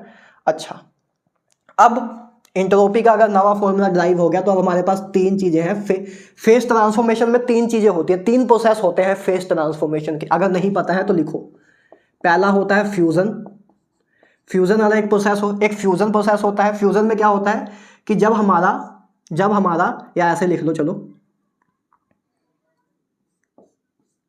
जब हमारा सॉलिड जो है वो लिक्विड में कन्वर्ट हो रहा होता है, जब हमारा सॉलिड जो है वो लिक्विड में कन्वर्ट हो रहा होता है। मैं इधर रिवर्सिबल का साइन दिखा रहा हूँ क्योंकि रिवर्सिबल रिएक्शन के लिए बात हो रही है, एंट्रोपी हम रिवर्सिबल रिएक्शन के लिए भी हम बात कर रहे हैं उसके थर्मोडायनामिक डेफिनेशन के अकॉर्डिंग, राइट। तो ए होता है फ्यूजन का प्रोसेस। फ्यूजन क्या होता है? फ्यूजन फेज ट्रांसफॉर्मेशन का एक ऐसा प्रोसेस है जिसमें हम सॉलिड से लिक्विड में जाते हैं, मतलब जैसे बर्फ को पिघला के पानी बना देना या पानी को पिघला के बर्फ बना देना, तो ये फ्यूजन वाला प्रोसेस होता है, राइट। अच्छा, तो एक फ्यूजन फेज ट्रांसफॉर्मेशन में एक प्रोसेस होता है जिसको फ्यूजन प्रोसेस बोलते हैं, एक बोलते हैं वेपराइजेशन, एक होता है वेपराइजेशन। वेपराइजेशन क्या होता है यार? वेपराइजेशन का होता है कि मतलब इन लिक्विड को गैस में कन्वर्ट कर देना, लिक्विड स्टेट को ट्रांसफॉर्म कर देना गैसीय स्टेट में, ये होता है वेपराइजेशन वाला प्रोसेस, राइट। एक और होता है जिसको बोलते हैं सब्लिमेशन, एक और होता है जिसको बोलते हैं सब्लिमेशन वाला प्रोसेस। केमिकल बॉन्डिंग में हल्की सी बात हुई थी इस पे। तो सब्लिमेशन क्या होता है कि जब सीधा ही सॉलिड को गैस में कन्वर्ट कर दे, सीधा ही सॉलिड को गैस में कन्वर्ट करना वाले प्रोसेस को बोलते हैं सब्लिमेशन, कि बीच में लिक्विड स्टेट आए ना। अच्छा, ऐसे कब होता है कि सब्लिमेशन हो जाए कि सीधा ही सॉलिड से गैस में कन्वर्ट हो जाए, बर्फ सीधा ही पानी में, बर्फ सीधा ही भाप बन जाए, पानी बने ही ना बीच में। ऐसा कब होता है? कब हो सकता है? जब हम बर्फ को अचानक ही बहुत ज्यादा हीट दे दें तो पानी बनने का उसको मौका ही नहीं मिलेगा, सीधा ही गैस में कन्वर्ट हो जाएगी। तो जब बहुत ज्यादा हीट दे देते हैं एक इंस्टेंट पे ही, अचानक ही बहुत ज्यादा हीट दे दें तो वो सीधा ही आपकी गैसीय स्टेट में कन्वर्ट हो जाती है, मतलब सब्लिमेशन का प्रोसेस हो जाता है, राइट। तो जब सॉलिड से सीधा गैस में कन्वर्ट हो तो उसको बोलते हैं सब्लिमेशन वाला प्रोसेस। तो फेज ट्रांसफॉर्मेशन में तीन प्रोसेस होते हैं, फ्यूजन वाला, वेपराइजेशन वाला, सब्लिमेशन। फ्यूजन का मतलब कि जब सॉलिड को लिक्विड में कन्वर्ट करें, वेपराइजेशन का मतलब लिक्विड को गैस में, सब्लिमेशन का मतलब सॉलिड को गैस में करें, ठीक बात है। तीन प्रोसेस होते हैं। तो अगर मैं डेल्टा एस को फ्यूजन प्रोसेस के लिए लिखना चाहूं तो delta S full fusion process क्या हो जाएगा? डेल्टा एस बराबर हो जाएगा delta H of fusion, delta H of fusion divide by temperature. और इसमें मैं एक चीज और कर सकता हूं, जो टेम्परेचर है कौन सा होगा? फ्यूजन का मतलब सॉलिड से लिक्विड में कन्वर्ट होना, मतलब बर्फ का पानी बनना, बर्फ का पानी बनना। बर्फ पानी वाली एग्जाम्पल, बर्फ पानी और भाप वाली एग्जाम्पल इसलिए ले रहा हूं क्योंकि आप घर नॉर्मली देखते हो चीजें हो। तो बर्फ का पानी बनना is known as a fusion, solid से लिक्विड में कन्वर्ट होना, राइट। अच्छा, तो बर्फ से पानी में, बर्फ जो है वो पानी में कन्वर्ट होना किस टेम्परेचर पे शुरू करती है? मेल्टिंग पॉइंट पे ही शुरू करती है। बर्फ कहां पिघलना शुरू करती है? मेल्टिंग पॉइंट पे ही। तो जो टी है एक्चुअल में, इसको मैं ज्यादा प्रिसाइसली टी मेल्टिंग पॉइंट लिख सकता हूं, ठीक बात है।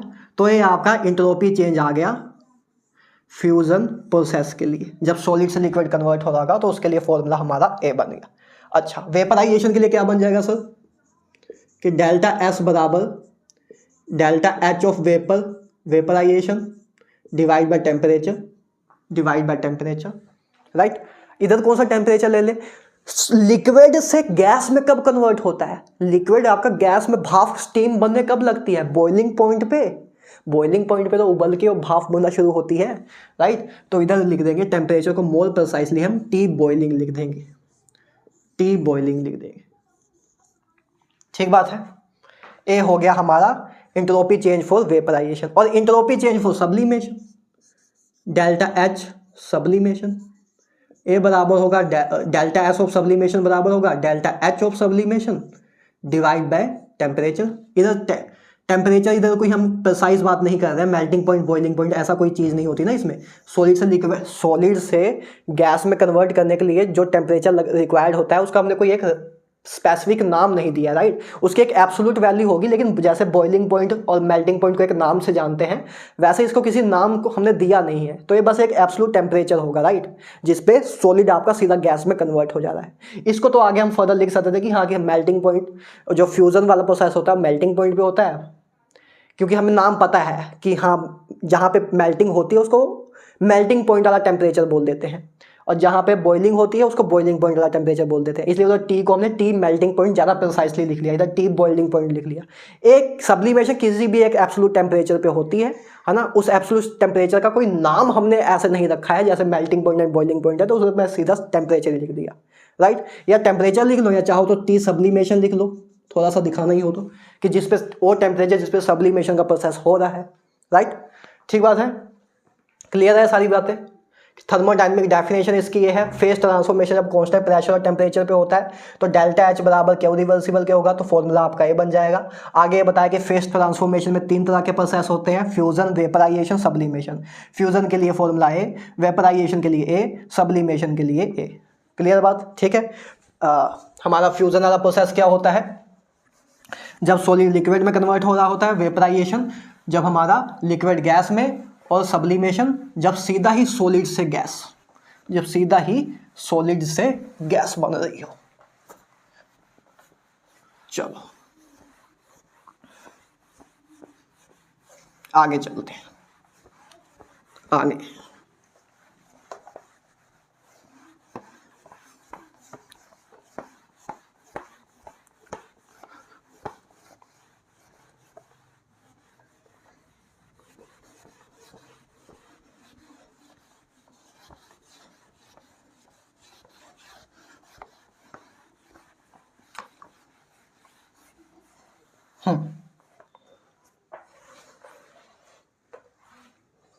चलो आगे बात करते हैं।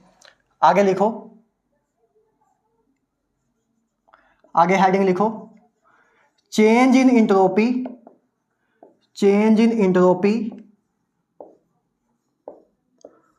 फॉर थर्मोडायनेमिक प्रोसेस या फॉर थर्मोडायनेमिक प्रोसेसेस। अलग अलग प्रोसेसेस के लिए, कि आइसोबारिक प्रोसेस के लिए क्या होगा इंट्रोपी, आइसोकोरिक के लिए, आइसोथर्मल के लिए, उन सब की बातें करते हैं, देखते हैं। अब हम मैथमेटिकल चीज़ें कर रहे हैं ना, कंसेप्चुअल वाला एक पार्ट खत्म कर चुके थे हम, कंसेप्चुअल वाला पार्ट खत्म कर चुके हैं, जिसके भी जितनी भी उसकी थ्योरी है, जितने भी उसमें कंसेप्ट है वो सारे समझ चुके हैं। अब मैथमेटिकल पोर्शन को समझ रहे हैं, उसके बाद न्यूमेरिकल कर लेंगे, काम खत्म। ठीक बात है। अच्छा चलो, चेंज इन इंट्रोपी निकालनी है फॉर द थर्मोडायनेमिक प्रोसेस। तो हमें पहली बात सर ये पता है कि डेल्टा एस बराबर होता है क्यू रिवर्सिबल बाय टी। पहले मैं एक अच्छा सा एक फॉर्मूला डिराइव करने की कोशिश करूंगा जो कि बहुत इंपॉर्टेंट है आपके जे नीट के पर्पज से, उसको हम डिराइव कर रहे हैं। डेल्टा एस बराबर है क्यू रिवर्सिबल बाय टी के। तो आपको पता है सर, मैंने आपको फर्स्ट लॉ ऑफ थर्मोडायनेमिक्स कराया है जो ये बोलता है कि डी यू बराबर है D Q plus D W के, है ना। चेंज इन इंटरनल एनर्जी बराबर है चेंज इन हीट, कितनी हीट गिवन की या कितनी हीट ली उससे, या वर्क डन, इन दोनों के सम के बराबर है। ये आपको मैंने फर्स्ट लॉ ऑफ थर्मोडायनेमिक्स में कराया हुआ है कि फर्स्ट लॉ ऑफ थर्मोडायनेमिक्स ये बोलता है कि internal energy is a sum of a heat given या heat exchange to the system and surrounding plus work done, इसके बराबर होता है। अच्छा, इतनी बात आपको पता है। इससे अब हम कुछ ड्राइव करने की कोशिश कर रहे हैं। तो अगर मैं डी क्यू लिखना चाहूँ इस फॉर्मूले से तो मैं क्या लिख सकता हूँ, मतलब ये तो इंटीग्रेटेड फॉर्म है, तो मैं ये बना सकता हूँ कि डी एस बराबर होगा q reversible by d T, है ना। क्यू रिवर्सिबल बाय टेम्परेचर, तो एक मतलब एब्सोल्यूट टेम्परेचर ही होता है, राइट। तो मैं क्यू रिवर्सिबल लिख सकता हूँ टी डी एस, इस फॉर्मूले से मैं टी डी एस लिख सकता हूँ, डी क्यू को मैं टी डी एस लिख सकता हूँ। क्लियर है, क्योंकि आइसोथर्मल पे बात हो रही है तो टेम्परेचर तो चेंज नहीं होगा ना। डेफिनेशन उसकी है कि आइसोथर्मल के केस में बात कर रहे हैं, तो टी तो आपका सेम रहेगा, राइट। तो डी एस बराबर डी क्यू बाय टी आ जाएगा, ठीक है। तो डी क्यू बराबर इधर से आ जाएगा डी एस टी के, राइट। टी डी एस लिख लिया, इसी फॉर्मूले से लिखा है, कोई बड़ी बात नहीं लिखी है कि क्यू बराबर टी डी एस आ जाएगा, है ना, क्योंकि हमें छोटे से हीट के लिए बात करनी है। तो क्यू बराबर अगर है टी डेल्टा एस के तो डी क्यू बराबर होगा टी डी एस के, ठीक बात है। अच्छा, डी डब्ल्यू क्या होगा, डी डब्ल्यू हमारा बराबर होगा माइनस पी डी वी के, है ना। वर्क डन बराबर होता है माइनस पी डेल्टा वी के। अगर शॉर्ट में लिखें डी डब्ल्यू लिखें तो डी डब्ल्यू बराबर होगा माइनस पी डी वी के, है ना। ये सारी बातें हम कर चुके हैं पहले, माइनस पी डब्ल्यू के, हाँ। तो ये लिख लिया हमने, ठीक बात है। इसी से अब हम कुछ डिराइव करने की कोशिश कर रहे हैं। देखो, इधर से पहले एक तरफ ले जाए तो d U plus P d V बराबर है टी डी एस के, और इधर से अगर मैं डी एस निकालने की कोशिश करूं, इधर से हमारा डी एस बराबर आ जाएगा डी यू बाई टी, नीचे आ जाएगा सबके, d U by T plus P by T d V, ठीक बात है। इतना लिख लिया हमने, अच्छा। और मैंने आपको स्टार्टिंग में ही बताया है लेक्चर नंबर 3 या 4 में कि हम आइडल गैस के लिए बात करते हैं, जितने भी प्रोसेस कर रहे हैं आइडल गैस के लिए कर रहे हैं। तो आइडल गैस इक्वेशन क्या है हमारी, पी वी बराबर एन आर टी के, पी वी बराबर एन आर टी। इधर से अगर हम पी बाई टी निकालें तो पी बाई टी हमारा बराबर होगा, ये डेरिवेशन आपको याद नहीं रखनी है, बस चाहो तो डायरेक्ट फॉर्मूला ही याद रखना, बस ड्राइव में करके दिखा रहा हूँ। पी बाई टी बराबर है एन आर बाई वी के, ठीक बात है। तो पी बाई टी को मैं एन आर बाई वी लिख सकता हूँ इधर, d U by d T and n R by V के, ठीक बात है। ये मैंने लिख दिया। अब मैं डी यू को क्या लिख सकता हूँ, मुझे पता है डेल्टा यू बराबर होता है n C V m delta T, सब कुछ कराया हुआ है पहले ही मैंने। तो डी यू बराबर होगा आपका n C V m d T के, राइट। डी यू बराबर होगा n C V m d T के। तो इधर मैं लिख सकता हूँ डी यू की जगह n C V m d T के, सब सही से चल रहा है ना। स्टार्टिंग से देख के आया तो कुछ भी नहीं लग रहा होगा, बिल्कुल हल्का काम, राइट। तो ये आ गया आपका डी एस, ये आ गया आपका डी एस, ठीक बात है। अब अगर मुझे डेल्टा एस अगर निकालना है, डेल्टा एस निकालना, change in entropy for thermodynamic process निकालना, तो क्या करूँगा, इंटीग्रेट कर दूंगा, दोनों तरफ इंटीग्रेट कर देंगे, राइट। इधर टेम्परेचर वाली चीज़ें हैं तो T1 से T2, इधर वॉल्यूम वाली चीज़ें हैं dV है तो V1 से V2, राइट। ऐसे इंटीग्रेट कर देंगे तो हमारे पास वो आ जाएगा, है ना। ये हमारा क्या है, S1 S2 लिख लो, चलो। तो इधर से हम जब करेंगे तो इधर तो हमारा आ जाएगा डेल्टा एस, है ना, जो कि बराबर होगा एक्चुअल में S2 माइनस S1 के, या S final minus S initial के, है ना। इधर तो डेल्टा एस आ जाएगा। अच्छा, इधर एन सी वी एम तो बाहर आ जाएगा क्योंकि कांस्टेंट है, 1/t का इंटीग्रेशन करना है ना। लिमिट है हमारी T1 से T2। इधर हमारा क्या कांस्टेंट है, नंबर ऑफ मोल्स, और R तो कांस्टेंट है, उसको बाहर निकाल लेते हैं इंटीग्रेशन से, 1/v dv, है ना। इंटीग्रेशन है लिमिट्स V1 से V2, ठीक बात है। इतना हमने लिख लिया, अच्छा। आगे तो इंटीग्रेशन ऑफ 1/x क्या होता है, या इंटीग्रेशन 1/t क्या होगा, ln t होगा, है ना। इंटीग्रेशन ऑफ, अगर नहीं पता है तो integration of 1/x, integration of 1/x with respect to dx बराबर होता है ln x के। तो integration of 1/t with respect to dt क्या होगा, विद रिस्पेक्ट टू dt, और क्या होगा ln t के, ठीक है। और अभी हमने लिमिट हमने अभी पुट नहीं की है T1 से T2, T1 से T2।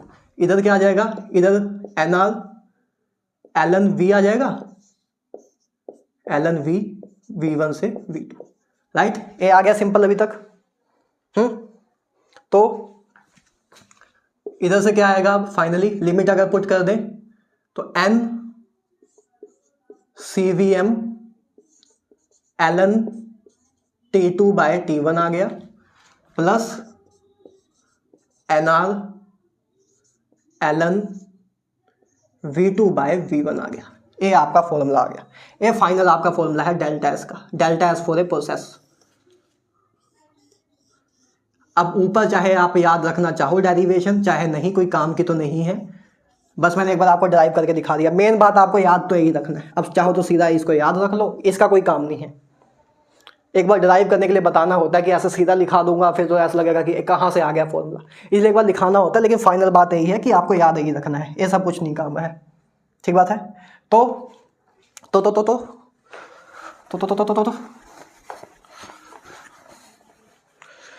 फॉर्मूला क्या आया आपके पास, thermo change in entropy for a process क्या आया, NCVM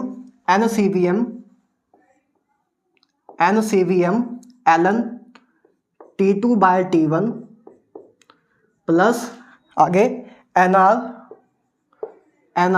ln V2 by V1। ये आपका फाइनल फॉर्मूला आया, राइट। एक फॉर्मूला हम CVM की जगह CPM के टर्म में भी लिख सकते हैं, एक फॉर्मूला जो कि होगा NCPM ln T2 by T1, है ना, प्लस NR। जब CVM था तो हम वॉल्यूम वाली चीज यूज करते थे, जब CPM होगा तो हम प्रेशर वाली चीज यूज करेंगे, ln। बस इतना याद रखना, P1 बाय P2 आएगा। ऊपर V2 बाय V1 था, नीचे P1 बाय P2 है। क्यों? क्योंकि हमें पता है PV बराबर होता है NRT के, है ना, जिसमें हमारा प्रेशर जो है इन्वर्सली प्रोपोर्शन है वॉल्यूम के, है ना। तो अगर V2 ऊपर है तो P2 नीचे आएगा, V1 नीचे है तो P1 ऊपर जाएगा, है ना, सिंपल सी बात है। तो ये दो फॉर्मूले आपको याद रखने हैं, ये भी डेल्टा एस के बराबर ही है। जिस भी अकॉर्डिंग जो भी फॉर्मूला यूज हो रहा होगा उस अकॉर्डिंग हम यूज कर लेंगे, है ना। अगर हमें क्वेश्चन में प्रेशर दिया होगा P1 P2 तो ये वाला फॉर्मूला यूज कर लेना, अगर V1 V2 दिया होगा तो ये वाला यूज कर लेना, है ना, सिंपल सी बात है। तो ये फॉर्मूले आपको रटे होने चाहिए, ये चाहे कुछ भी ना याद हो, ये चाहे कुछ भी ना याद हो, वैसे देख लोगे तो कुछ है नहीं, लेकिन अगर ये नहीं भी याद है तब भी चलेगा। ये दो फॉर्मूले बस फाइनल आपको याद होने चाहिए, काम सारा खत्म हो जाएगा। पहला फॉर्मूला डेल्टा एस बराबर NCVM ln T2 by T1 n plus NR ln V2 by V1, और जब CPM के फॉर्म में लिखना है तो NCPM ln T2 by T1 plus NR ln P1 by P2, ठीक बात है। तो ये दो फॉर्मूले फाइनल आपको दिमाग में रखने हैं, वेरी इंपॉर्टेंट, बहुत इंपॉर्टेंट, बहुत ही ज्यादा, राइट। तो इसको आपको दिमाग में रखना है, ठीक बात है।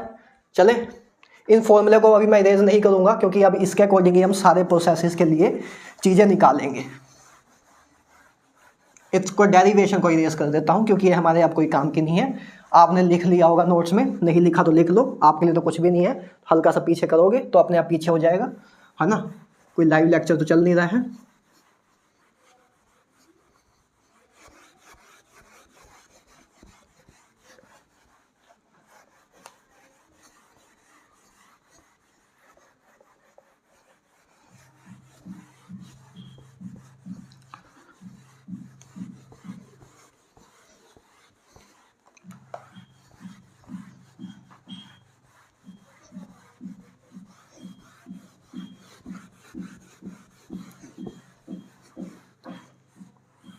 चलो देखो, अब अलग अलग प्रोसेसेस के लिए बात करते हैं।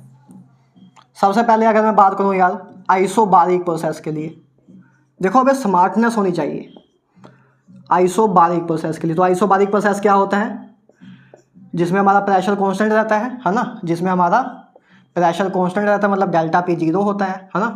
प्रेशर कांस्टेंट मतलब P1 बराबर होता है P2 के, है ना, उसको ही बोलते हैं आइसोबारिक प्रोसेस, जिसमें प्रेशर कांस्टेंट रहता है। लेक्चर नंबर 3 या 4 में हम बात कर चुके हैं। अब एक खुद में स्मार्टनेस होनी चाहिए कि इन दोनों में से कौन सा फॉर्मूला यूज करूं। आइसोबारिक प्रोसेस के लिए बात हुई है मेरे लाल, तो इस फॉर्मूले का यूज क्यों करोगे? अगर इस फॉर्मूले का यूज करोगे तो गधे कहलाओगे ना। जो कि हो आप, लेकिन फिर भी कहलाओगे तो, राइट। इस फॉर्मूले का यूज़ करेंगे तो कुछ और काम हो सकता है, क्योंकि प्रेशर के रिलेटेड हमें कोई इन्फॉर्मेशन है तो इसका यूज़ करेंगे ना, तो ए वाला फॉर्मूला यूज़ कर लेना। स्मार्टनेस खुद से होनी चाहिए, और ये होती भी है, एक बार सीखने के बाद हो जाती है, राइट। तो ए वाले फॉर्मूले का यूज़ करके कुछ फ़ायदा मिल सकता है हमें, तो इसका यूज़ करते हैं। आइसोबारिक प्रोसेस के लिए प्रेशर हमारा कांस्टेंट रहता है, मतलब चेंज इन प्रेशर जीरो, मतलब P1 बराबर P2 की होता है। तो P1 बराबर P2 की होगा तो ln1 जो कि जीरो होता है, मतलब ये पूरी टर्म हमारी जीरो हो जाएगी, है ना, ये पूरी टर्म हमारी जीरो हो जाएगी, तो बचेगा यही। तो आइसोबारिक प्रोसेस के लिए डेल्टा एस आपका, डेल्टा एस क्या आ जाएगा, NCPM ln T2 by T1, अच्छा मैं डेल्टा एस ऑफ सिस्टम की बात कर रहा हूँ, entropy change of a system, right, entropy change of a system की ही बात कर रहा हूँ, राइट। तो डेल्टा एस आ गया कि एक सिस्टम जिस पे हम प्रोसेस अपना कर रहे हैं उसकी इंट्रोपी चेंज क्या होगी, तो ये delta H of a system में आ गया, ठीक बात है। अच्छा, आइसोकोरिक प्रोसेस के लिए कौन सा फॉर्मूला यूज़ करोगे, आ गया दिमाग में, आ जाता है। अब पहला वाला यूज़ कर लेंगे। आइसोकोरिक प्रोसेस क्या होता है, जिसमें हमारा वॉल्यूम कांस्टेंट हो, मतलब डेल्टा V जीरो, मतलब V1 बराबर V2 के, राइट। तो ऊपर वाला फॉर्मूला यूज़ कर लेंगे, तो delta S of a system isochoric process के लिए क्या आ जाएगा, NCVM ln T2 by T1, है ना, इधर NCPM ln T2 बाई, इधर NCVM ln T2 by T1, right. बस वो फॉर्मूले याद रखने हैं, और ये सब तो अपने आप ही आ जाएगा, इनको याद नहीं करने हैं, उधर उसको याद रखना है, सब तो अपने आप आ जाएगा, राइट। आगे आइसोथर्मल प्रोसेस के लिए, आइसोथर्मल प्रोसेस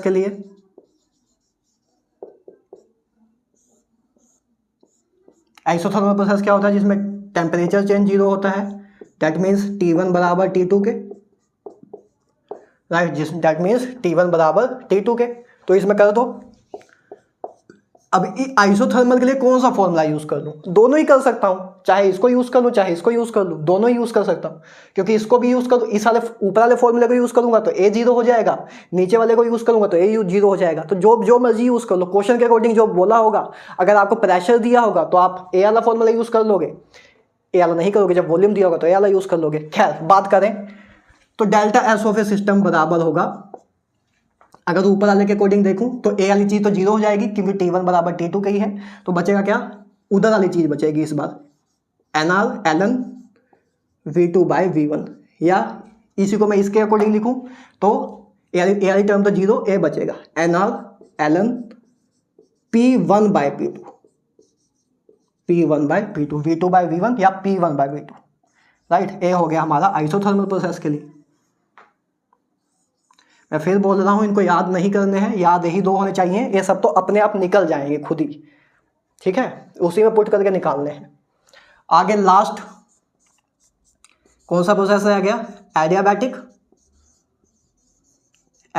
प्रोसेस।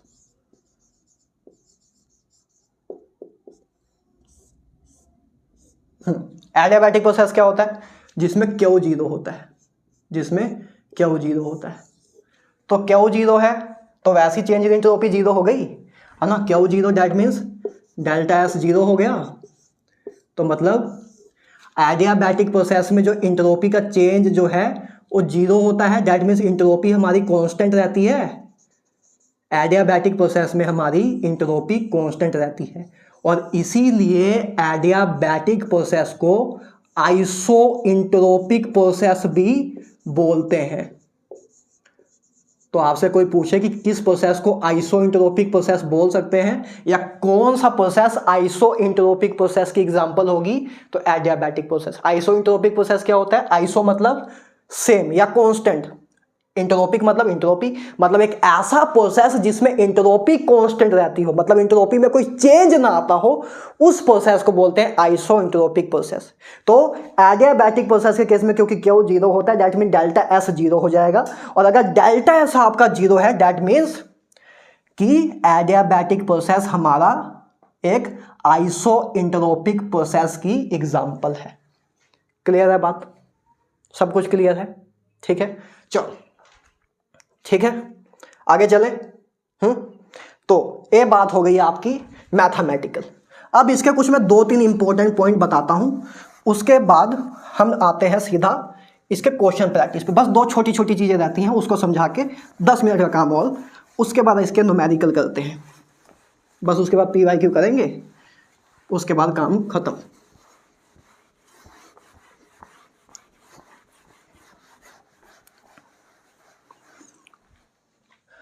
मैं तेनू समझा कि नी तेरे बिना नी तू की जाने प्यार तेरा मैं करूँ इंतजार।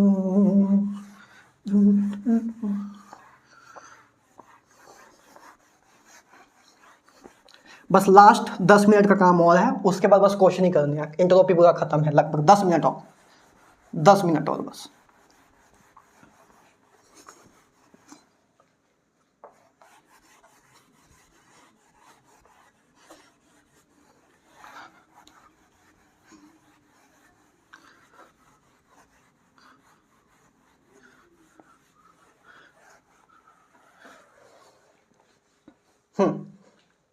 लिखो, कंसेप्ट तो सारे हो गए हैं। सम इंपॉर्टेंट पॉइंट्स लिख लो, हेडिंग डालना हो तो कुछ। Some important points about entropy, right. So पहला point,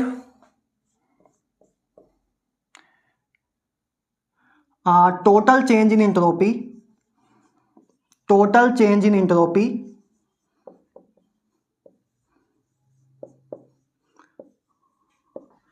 for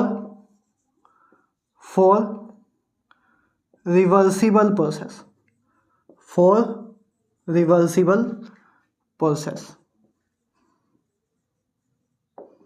total change in entropy की बात करते हैं रिवर्सिबल प्रोसेस के लिए। एक रिवर्सिबल प्रोसेस है, मतलब दोनों तरफ है, इधर से इधर भी जा सकता है, इधर से इधर भी। उसके लिए हमें टोटल चेंज इन एंट्रोपी निकालनी है, राइट। देखो समझो, ए मान लो आपका सिस्टम है ना, ए आपका मान लो सराउंडिंग है, ए आपका सराउंडिंग है, ए आपका सिस्टम है, ए आपका सराउंडिंग है। सिस्टम अगर ये रिवर्सिबल, पहली बात तो ये समझो कि अगर ये रिवर्सिबल प्रोसेस है, अगर ये रिवर्सिबल प्रोसेस है तो उस केस में सिस्टम और सराउंडिंग में आइसोथर्मल इक्विलिब्रियम होगा। अगर सिस्टम और सराउंडिंग रिवर्सिबल प्रोसेस में है तो मतलब क्या होगा, थर्मल इक्विलिब्रियम होगा सिस्टम और सराउंडिंग में। मतलब सिस्टम भी टेम्परेचर T पे होगा, सराउंडिंग भी टेम्परेचर T पे ही होगा, तभी तो रिवर्सिबल प्रोसेस हो रहा है। मेन बात यही है, ये समझना ही पॉइंट है, राइट। अभी समझोगे क्योंकि जब इरिवर्सिबल लूंगा तब डिफरेंस ज़्यादा समझ आएगा। तो रिवर्सिबल प्रोसेस के लिए, रिवर्सिबल प्रोसेस के लिए T1 बराबर होता है T2 के, मतलब temperature of a system temperature of a surrounding के बराबर होता है, क्योंकि रिवर्सिबल प्रोसेस के लिए सिस्टम और सराउंडिंग एक दूसरे के साथ थर्मल इक्विलिब्रियम में होते हैं। थर्मल इक्विलिब्रियम मतलब टेम्परेचर दोनों का सेम हो जाता है, राइट। तो सिस्टम, अब मान लो दोनों का टेम्परेचर सेम है, सिस्टम और सराउंडिंग का लगभग सेम है, थोड़ा बहुत डिफरेंस तो होता है, राइट।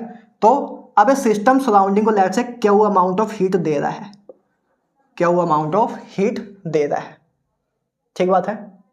क्या बताया मैंने, एक सिस्टम है एक सराउंडिंग है, दोनों T टेम्परेचर पे हैं। सिस्टम क्यू हीट दे रहा है, सराउंडिंग क्यू हीट ले रहा है, ठीक बात है। तो इसका अगर हम टोटल इंट्रोपी चेंज निकालने की कोशिश करें, टोटल इंट्रोपी चेंज क्या होगा। अच्छा, हमें पता है इंट्रोपी ऑफ ए, मतलब टोटल इंट्रोपी बराबर होगा entropy of a system plus entropy of a surrounding, यही होगा। लेक्चर नंबर 1 सिस्टम सराउंडिंग की बात की गई थी हमारे द्वारा, राइट।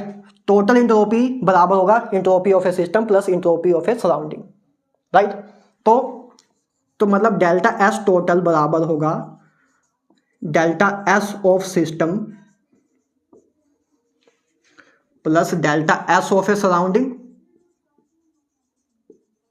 ठीक बात है। अच्छा, अब delta S of a system क्या होगा, delta S of a system क्या होगा, वो बराबर होगा माइनस क्यू बाय टी के। क्यों? क्योंकि सिस्टम हीट दे रहा है, सिस्टम जब हीट देगा, heat given by the system, negative sign, IUPAC sign convention का तो यूज हमेशा ही करेंगे ना। तो heat given by the system, negative sign use करेंगे। तो सिस्टम ने क्यू अमाउंट ऑफ हीट दी, मतलब माइनस क्यू, तो delta S of system minus Q by T, right. अच्छा, delta S of a surrounding heat को ऑब्जर्व कर रहा है, मतलब आईयूपीएसी साइन कन्वेंशन के अकॉर्डिंग। लेक्चर नंबर 3 या 4 में बात की थी IUPAC sign convention, lecture number 4 में। डेल्टा एस ऑफ सराउंडिंग बराबर प्लस क्यू ऑफ टी, क्योंकि सराउंडिंग जो है हीट ऑब्जर्व कर रहा है। जो heat given by the system negative, heat given to anybody is positive. तो सिस्टम हीट दे रहा है तो मतलब नेगेटिव साइन यूज करेंगे, सराउंडिंग हीट ऑब्जर्व कर रहा है तो पॉजिटिव साइन यूज करेंगे, राइट। तो डेल्टा एस टोटल क्या हो जाएगा, डेल्टा एस टोटल बराबर हो जाएगा delta S of a system, तो मतलब minus Q by T, and delta S of a surrounding plus q by T, right. तो इस दोनों से जीरो आ जाएगा, इन दोनों से जीरो आ जाएगा। तो that means for a reversible process delta S total जो होता है वो जीरो होता है। For A reversible process delta S जो होता है टोटल जीरो होता है, राइट। इसलिए मैंने पीछे बोला था कि जो मैं delta S of a system निकाल रहा हूँ, N C V M L N T two by T one plus N R L N V one by V two by V one, या N C P M L N T two by T one plus N R L N P one by P two, ये जो दो फॉर्मूले लिखे थे पीछे मैंने बोला था कि सिस्टम के लिए मैं डेल्टा एस निकाल रहा हूँ, राइट। लेकिन अगर मतलब अगर रिवर्सिबल प्रोसेस है और अगर टोटल चेंज इन एंट्रोपी पूछे तो total change in entropy reversible process के लिए जीरो होगी। क्लियर है बात? ठीक है, चलो इसी के अंदर अगर टोटल चेंज इन एंट्रोपी, बस total change in entropy reversible process के लिए भी बात कर लेते हैं। इरिवर्सिबल के लिए total change in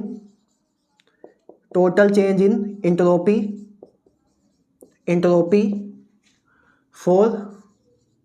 for irreversible process. पहले रिवर्सिबल प्रोसेस की बात कर ली, अभी रिवर्सिबल की बात कर लेते हैं। For irreversible process, right. तो इरिवर्सिबल प्रोसेस कब होगा? जब सिस्टम और सराउंडिंग आपस में थर्मल इक्विलिब्रियम में ना हो, है ना।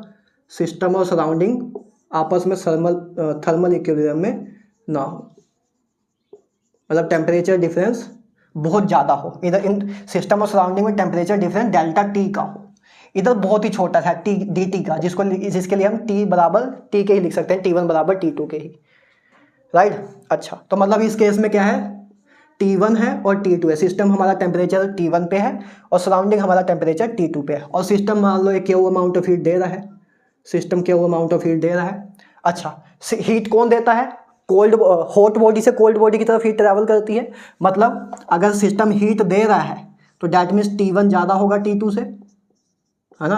अरे यार, हीट ऑलवेज ट्रैवल फ्रॉम ए गर्म बॉडी टू कोल्ड बॉडी, ठंडी बॉडी, गर्म बॉडी से ठंडी बॉडी की तरफ ही तो हीट जाती है, तो T1 ज़्यादा होगा T2 से, राइट। अच्छा, तो अब लिखना चाहें तो लिखो, डेल्टा एस टोटल बराबर क्या होगा? डेल्टा एस टोटल बराबर होगा delta S of a system. तो delta S of a system क्या होगा? माइनस क्यू बाय T1, है ना, माइनस क्यू बाय T1, है ना। Heat given by the system minus sign के साथ यूज करेंगे, divide by T1 plus heat delta S of a surrounding delta q divide by T2, यही लिखेंगे irreversible process के लिए, ठीक बात है। अच्छा, तो क्या आएगा finally? Q by T2 minus Q by T1, यही आएगा, राइट। यही आएगा delta S of total for irreversible process. अब हमें पता है सर कि T2 कम है T1 से, T2 कम है T1 से, मतलब T2 अगर कम है तो अगर डिनोमिनेटर कम है तो A वाली वैल्यू ज़्यादा आएगी एज कम्पेयर टू A वाली वैल्यू के। अरे यार, अगर T2 की वैल्यू कम है T1 से तो नीचे अगर T2 है तो डिनोमिनेटर अगर कम है तो मतलब है पूरी जो वैल्यू होगी Q/T2 की वैल्यू ज़्यादा होगी Q/T1 से, है ना, क्योंकि T1 ज़्यादा है तो T1 ज़्यादा तो ओवरऑल Q/T1 की वैल्यू कम हो जाएगी। ठीक है, तो मतलब A वैल्यू ज़्यादा है A वैल्यू कम है तो मतलब डेल्टा S पॉजिटिव आएगा, डेल्टा S टोटल पॉजिटिव आएगा। तो मतलब इरिवर्सिबल प्रोसेस के लिए डेल्टा S टोटल जो होता है वो पॉजिटिव होता है, जीरो नहीं होता है, एक पॉजिटिव क्वांटिटी होती है। तो इधर से एक बात वैसे और भी समझ रहे हो कि चाहे रिवर्सिबल प्रोसेस हो चाहे इरिवर्सिबल प्रोसेस हो, एंट्रोपी का चेंज कभी भी नेगेटिव नहीं होता है। यही है सेकंड लॉ ऑफ थर्मोडायनेमिक्स, जिसको लेक्चर नंबर 9 में पढ़ेंगे डिटेल में, थोड़ा सा हिंट दे दिया है बस। राइट, तो पहला पॉइंट तो ये है, पहला पॉइंट तो ए है। ठीक बात है, चलो ठीक है। दूसरा पॉइंट, ये पहले पॉइंट की ही दो चीजें थी, है ना, पार्ट 1 पार्ट 2। दूसरा इंपॉर्टेंट पॉइंट लास्ट, तो क्या समझा इस स्लाइड में आपने, क्या समझा कि टोटल चेंज इन एंट्रोपी जो होगी रिवर्सिबल प्रोसेस के लिए वो जीरो होगी और इरिवर्सिबल प्रोसेस के लिए पॉजिटिव होगी।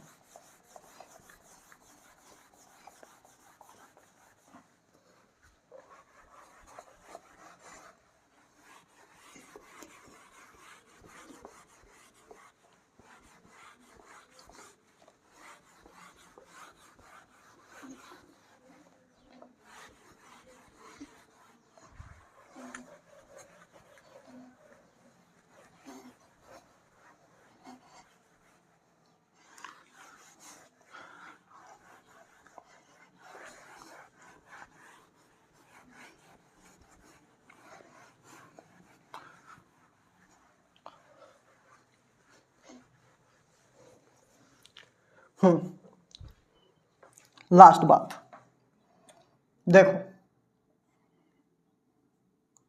पॉइंट नंबर 2, दूसरा खास पॉइंट देखो, जब S delta S of A total, आपको पता है रिवर्सिबल प्रोसेस के लिए जीरो होता है ना, तो डेल्टा S टोटल आपका बराबर जीरो के होता है फॉर सिस्टम इन इक्विलिब्रियम। अब वैसे रिवर्सिबल प्रोसेस और इक्विलिब्रियम प्रोसेस दो अलग अलग चीजें होती हैं। इक्विलिब्रियम रिवर्सिबल प्रोसेस का एक स्पेशल केस हो सकता है। ये कहाँ समझोगे आप, थर्मोडायनेमिक के लेक्चर के जस्ट बाद ही, जब थर्मोडायनेमिक चैप्टर खत्म होगा उसके बाद इक्विलिब्रियम ही शुरू होगा, और पहले लेक्चर में हम बात करेंगे कि रिवर्सिबल प्रोसेस और इक्विलिब्रियम प्रोसेस में क्या डिफरेंस होता है, उधर देखेंगे वो। राइट, अभी के लिए बात करते हैं फॉर सिस्टम इन इक्विलिब्रियम। तो अगर किसी भी क्वेश्चन में यार ए बोला हो कि सिस्टम इक्विलिब्रियम में है, that means delta S total zero होता है।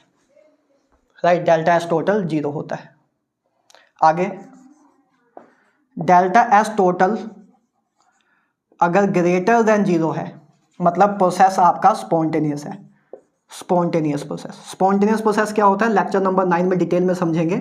अभी के लिए बताने के लिए, स्पॉन्टेनियस प्रोसेस एक ऐसा प्रोसेस होता है जो खुद से होने में ताकत रखता है, मतलब ऐसा प्रोसेस जो खुद से हो सकता है, जो खुद से हो सकता है। जैसे कि एक गर्म बॉडी रख दो, एक हॉट बॉडी रख दी, एक ठंडी बॉडी रख दो, तो हमको कुछ करने की जरूरत भी नहीं है कि हमें खुद पता है कि गर्म बॉडी से ठंडी बॉडी की तरफ हीट जाने लग जाएगी, हम कुछ नहीं कर रहे हैं, अपने आप ही हो जा रहा है वो प्रोसेस। तो ऐसे प्रोसेस जो खुद से ही हो जाते हैं, जैसे एक गर्म बॉडी रख दूं, एक ठंडी बॉडी रख दूं, हॉट बॉडी से ठंडी बॉडी की तरफ हीट अपने आप ही ट्रैवल करने लग जाएगी। तो मतलब एक ऐसा प्रोसेस जो खुद से ही होने में क्षमता रखता होगी, जो खुद से ही हो जा रहा है, हमें कुछ अपने तरफ से एक्सटर्नल एफर्ट देने की जरूरत नहीं है, उस प्रोसेस को बोलते हैं स्पॉन्टेनियस प्रोसेस। तो स्पॉन्टेनियस प्रोसेस के लिए delta S total greater than zero होता है और delta S total less than zero होता है फॉर नॉन स्पॉन्टेनियस प्रोसेस। बहुत डिटेल में बात करेंगे स्पॉन्टेनियस नॉन स्पॉन्टेनियस में लेक्चर नंबर 9 में। अभी के लिए बस आपको याद रखना है स्पॉन्टेनियस प्रोसेस होता क्या है, नॉन स्पॉन्टेनियस प्रोसेस होता क्या है, वो मैं समझा चुका हूँ, मतलब वैसे ओवरव्यू के फॉर्म में। राइट, कि स्पॉन्टेनियस प्रोसेस क्या होता है जो खुद से हो जाए, नॉन स्पॉन्टेनियस जो खुद से ना होता हो, हमें अलग से कुछ करना पड़ता हो, अलग से कुछ करना पड़ता हो। राइट, उसको बोलते हैं नॉन स्पॉन्टेनियस प्रोसेस, है ना। जैसे नॉन स्पॉन्टेनियस प्रोसेस क्या, जैसे अगर हमें पानी को उबालना है पानी को हमारे घर पे रखा है, पानी को उबालना है, या कोई चीज़ है, मैं इस मार्कर को अगर मुझे गर्म करना है तो मुझे इसको नीचे से हीट देनी पड़ेगी, तो मुझे अपने एक्सटर्नल एफर्ट करने पड़ रहे हैं, राइट। तो वो प्रोसेस होते हैं नॉन स्पॉन्टेनियस, जिसमें कुछ एफर्ट लगे, राइट। जो अपने आप ही हो सके उनको बोलते हैं स्पॉन्टेनियस। जैसे झरने से पानी गिर रहा हो, है ना, झरने से पानी नदी में गिर रहा है तो वो अपने आप ही गिर रहा है, राइट, वो अपने आप ही गिर रहा है, और स्पॉन्टेनियस प्रोसेस है, खुद ही हो रहा है। लेकिन क्या नदी से पानी झरने में ऊपर जाता है? पानी हमेशा नीचे ही गिरता है, मतलब झरने से नदी में ही गिरता है, नदी से झरने में नहीं जाता है, राइट। तो ये सारी बातें spontaneous process, non spontaneous process की हैं। अभी के लिए इतना याद रखो कि स्पॉन्टेनियस प्रोसेस वो होते हैं जो खुद से होने की ताकत रखते हैं, खुद से होने की औकात रखते हैं। जैसे हॉट बॉडी से कोल्ड बॉडी की तरफ हीट अपने आप ही चली जाती है, दैट मीन्स वो एक स्पॉन्टेनियस प्रोसेस है। और कुछ भी नहीं तो अभी के लिए बस इतना रट लो, है ना, कि डेल्टा एस टोटल 0 होता है इक्विलिब्रियम के लिए, delta S total greater than 0 होता है स्पॉन्टेनियस के लिए, delta S total less than 0 होता है नॉन स्पॉन्टेनियस के लिए। ठीक बात है, क्लियर है? अच्छा, और चाहो तो एक ग्राफ दिमाग में रख सकते हो।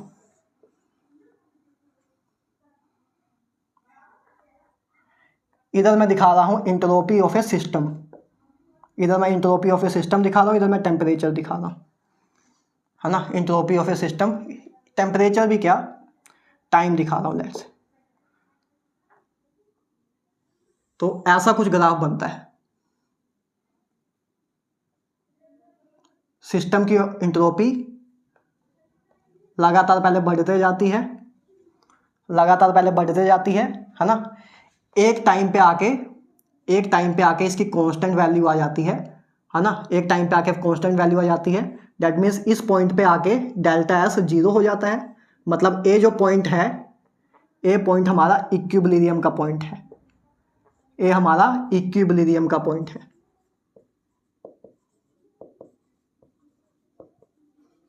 पहले entropy of a system increase हो रही है ना, जैसे जैसे टाइम बीत रहा है वैसे वैसे इंट्रोपी इंक्रीज हो रही है। एक टाइम के बाद इंट्रोपी जितनी मैक्सिमम इंक्रीज होनी थी उतनी इंक्रीज हो जाती है, फिर कांस्टेंट हो जाती है, और जहां से इंट्रोपी कांस्टेंट होना शुरू हो गई, मतलब चेंज इन इंट्रोपी 0 हो गई, मतलब वो पॉइंट पे इक्विलिब्रियम आ गया। तो चाहो तो एक ग्राफ भी याद रख सकते हो, बच्चों वाली बात है वैसे, ठीक है। तो ये यार सारी बात थी इंट्रोपी के रिलेटेड। अब इसके कुछ न्यूमेरिकल्स करते हैं। इंट्रोपी सारा कुछ कर लिया, थ्योरी फैक्टर्स को इस पर डिपेंड करते हैं, मैथमेटिकल इक्वेशंस, मैथमेटिकल डेरिवेशंस सब कुछ कर चुके हैं। अब कोई भी क्वेश्चन उठाओगे वो अपने आप होगा, अभी आपके सामने दिखाऊंगा, राइट। चलो करते हैं कुछ क्वेश्चन प्रैक्टिस।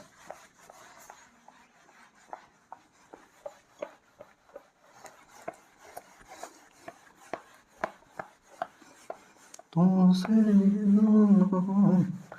बातें करूं,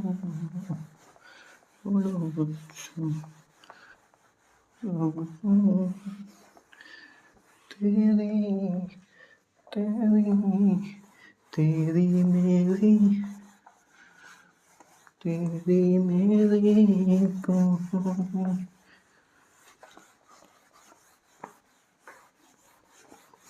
चाहो तो 5 मिनट का ब्रेक ले लो, मैं तो नहीं ले सकता, आप ले सकते हो। 5 मिनट का ब्रेक ले लो, एक बार नोट्स रिवाइज कर लो, एक बार नोट्स देख लो, जो आज हमने लेक्चर में डिस्कस किया, उसके बाद क्वेश्चन करना शुरू करते हैं। चलो कुछ क्वेश्चन मैं लेके आया हूँ, 4 क्वेश्चन लेके आया हूँ, उन 4 क्वेश्चन को करते हैं। चलो क्वेश्चन आपके स्क्रीन पे रख दिया होगा मैंने, है ना। पहले क्वेश्चन आपके स्क्रीन पे है, स्क्रीन पे क्वेश्चन देख लो। फॉर ए इरिवर्सिबल एक्सपेंशन, आपके सामने स्क्रीन पे है, for a irreversible expansion of an ideal gas under isothermal condition, the correct option पूछा है डेल्टा यू और डेल्टा एस का, राइट। देखो आइसो क्या बोला है, 2 चीजें बोली अगर आपने ध्यान दिया हो। पहली बात इरिवर्सिबल प्रोसेस है, और दूसरी बात आइसोथर्मल कंडीशन है। अच्छा तो देखो, अगर हमारा आइसोथर्मल प्रोसेस है तो आइसोथर्मल प्रोसेस के लिए तो इंटरनल एनर्जी वाले लेक्चर में करा चुका हूं, डेल्टा यू 0 होगा क्योंकि NCVM डेल्टा टी होता है। तो आइसोथर्मल प्रोसेस के लिए डेल्टा यू 0 होगा क्योंकि टेम्परेचर में कोई चेंज नहीं होगा, delta you 0। And delta S system का पूछा है ना, टोटल, अच्छा टोटल पूछा है। इरिवर्सिबल प्रोसेस के लिए अभी जस्ट बता के हटा हूं कि change in entropy greater than 0 होती है for a irreversible process, S total greater than 0 होता है। तो कौन सा ऑप्शन सही आएगा, डेल्टा यू जीरो पहला ऑप्शन है, डेल्टा एस टोटल जीरो नहीं, डेल्टा एस टोटल जीरो तो नहीं होगा। Delta U zero non zero नहीं, ये भी नहीं होगा।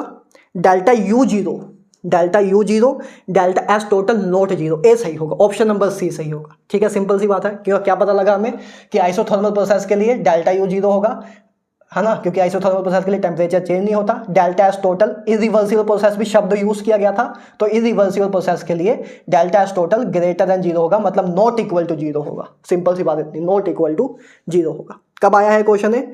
नीट 2021 में आया हुआ क्वेश्चन है, इजी क्वेश्चन है। ठीक है, सीधा हवा हवा में क्वेश्चन होंगे। राइट, आगे चलते हैं। हाँ, पहले ये वाला रहने देते हैं, अभी पहले दूसरा करते हैं, सिंपल वाले।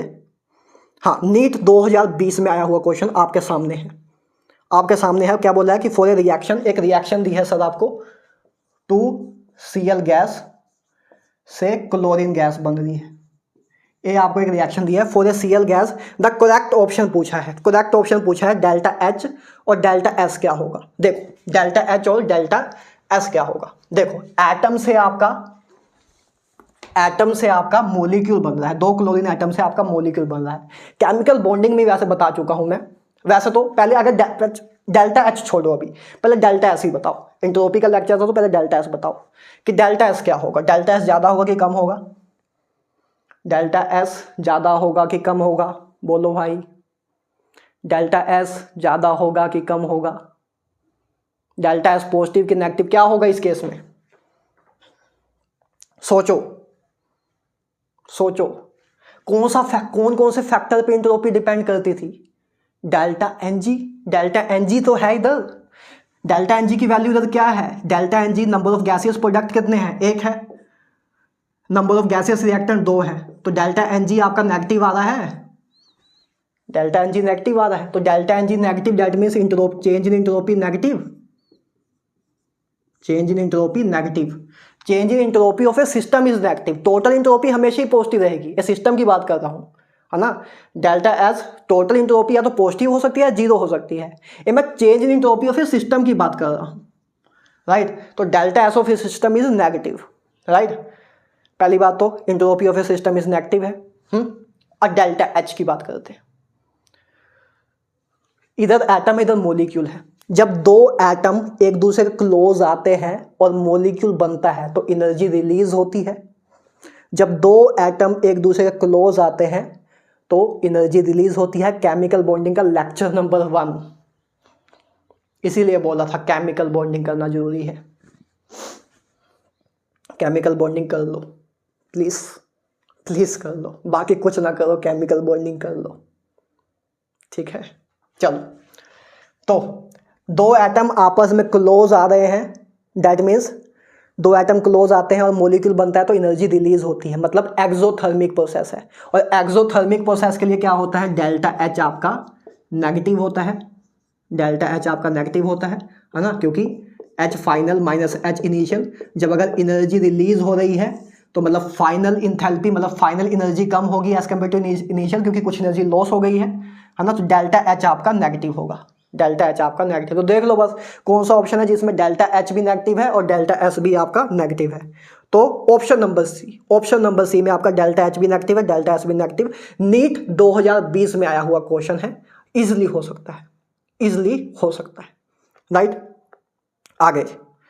आगे करते हैं। हाँ, क्वेश्चन अगला है आपके सामने स्क्रीन पे रखा है, जेईई मेंस 2023 में आया हुआ क्वेश्चन है।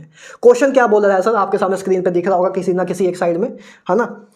क्वेश्चन बोल रहा है सर आपको कि 30.4 kilo joule of a heat is required to melt 1 mole of a sodium chloride and the entropy change at the melting point is a 28.4 joule kilo kelvin inverse mole inverse at a 1 atm।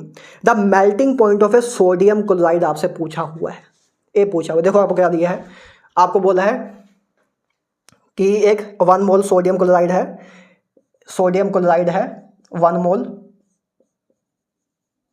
है ना, 1 मोल है sodium chloride का। इसको क्या किया? Melt किया गया है, इसको मेल्ट किया गया, मतलब ये सॉलिड में था, इसको मेल्ट करके लिक्विड बना दिया गया, इसको मेल्ट करके लिक्विड बना दिया गया। कितनी हीट देके?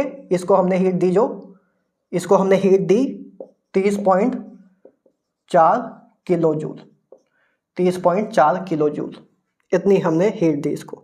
अच्छा, और and the entropy change at the melting point is, entropy change at the melting point कितना है दिया है हमें, डेल्टा एस हमें दिया है entropy change in melting point 28.4। तो हमें melting point of a sodium chloride पूछा है इंटीजर में, melting point of a sodium chloride हमें पूछा है इंटीजर में।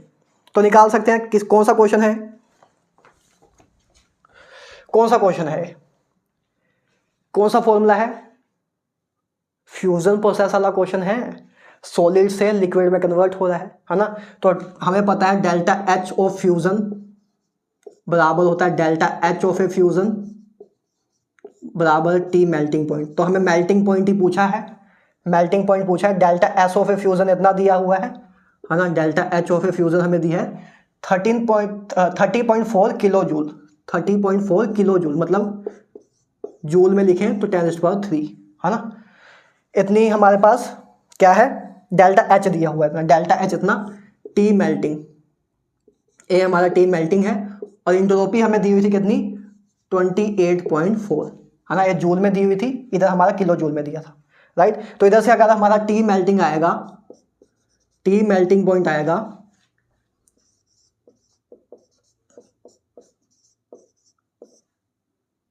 28.4, यही आएगा, राइट। क्वेश्चन सिंपल ही है, बस दिमाग में एक क्लिक कर जाए कि इधर ए ही लगेगा, वही टफ काम है। और वो टफ काम कब होगा, जब आप लेक्चर ध्यान से नहीं सुनोगे। लेक्चर अगर ध्यान से सुना है तो क्लियर देख क्वेश्चन रीड करते हुए पता लग जाएगा कि अच्छा सॉलिड को इसमें लिक्विड में कन्वर्ट कर रहे हैं मतलब, और इंट्रोपी चेंज दिया हुआ है, मेल्टिंग पॉइंट पूछ रहे हैं, तो पहली बात तो ऐसे ही पता लग रहा है कि टी मेल्टिंग पूछा है तो मतलब फ्यूजन वाला ही बात हो रही है, तो उसमें वाला फॉर्मूला लगेगा। बाकी सब दिया ही हुआ है, टी मेल्टिंग निकालना है, तो इसको बस सोल्व करेंगे तो हमारा आंसर आएगा, है ना। इसको सोल्व करोगे तो लगभग आपका 1070 केल्विन आंसर आएगा। सोल्व करना 6th क्लास के बच्चे का काम है, वो तो आप कर सकते हो ना, डिवाइड ही तो करना है। इसको आप कर लेना, 1070 केल्विन आपका आंसर आएगा, वो आपको उसमें कीबोर्ड से टाइप करके जेईई मेंस में पुट करना था, इंटीजर टाइप क्वेश्चन था। क्लियर है बात, ठीक है। चले, है ना। एक बार जब मैं कंसेप्ट अच्छे से करा देता हूँ फिर मैं न्यूमेरिकल जल्दी जल्दी ही कराता हूँ, क्योंकि है ही कुछ नहीं, क्या बता दूँ इसमें, ठीक है। चलो एक आखिरी क्वेश्चन लेते हैं, जेईई मेंस में आया हुआ है।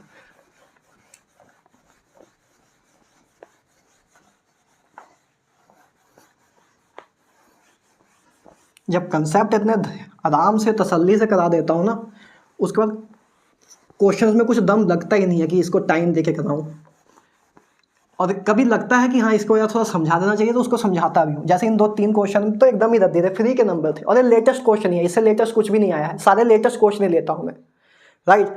एक क्वेश्चन और देख लेते हैं, हाँ देखो एक क्वेश्चन और है, जेईई मेंस 2023 में आया हुआ है, 24 में नहीं मिला यार मुझे कोई, 23 वाला मिला है, तो सबसे लेटेस्ट यही है, तो इसको करते हैं, राइट, जो कि प्योर इंट्रोपी पे डिपेंड है।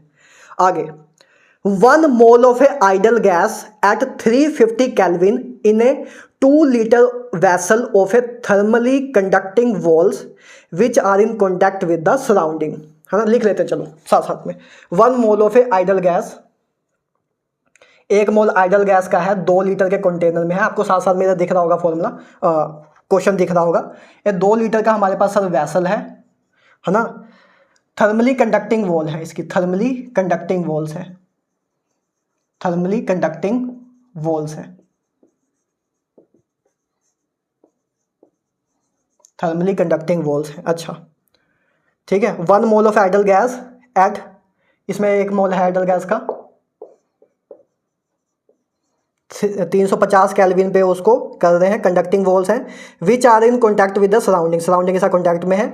It undergoes isothermal reversible expansion, isothermal reversible expansion, isothermal reversible expansion के थ्रू 2 लीटर से 3 लीटर पे जा रहा है, against a constant pressure of a, against a constant pressure of, constant pressure of a 4 atm, 4 atm। हमें sir बताना है change in entropy of a surrounding.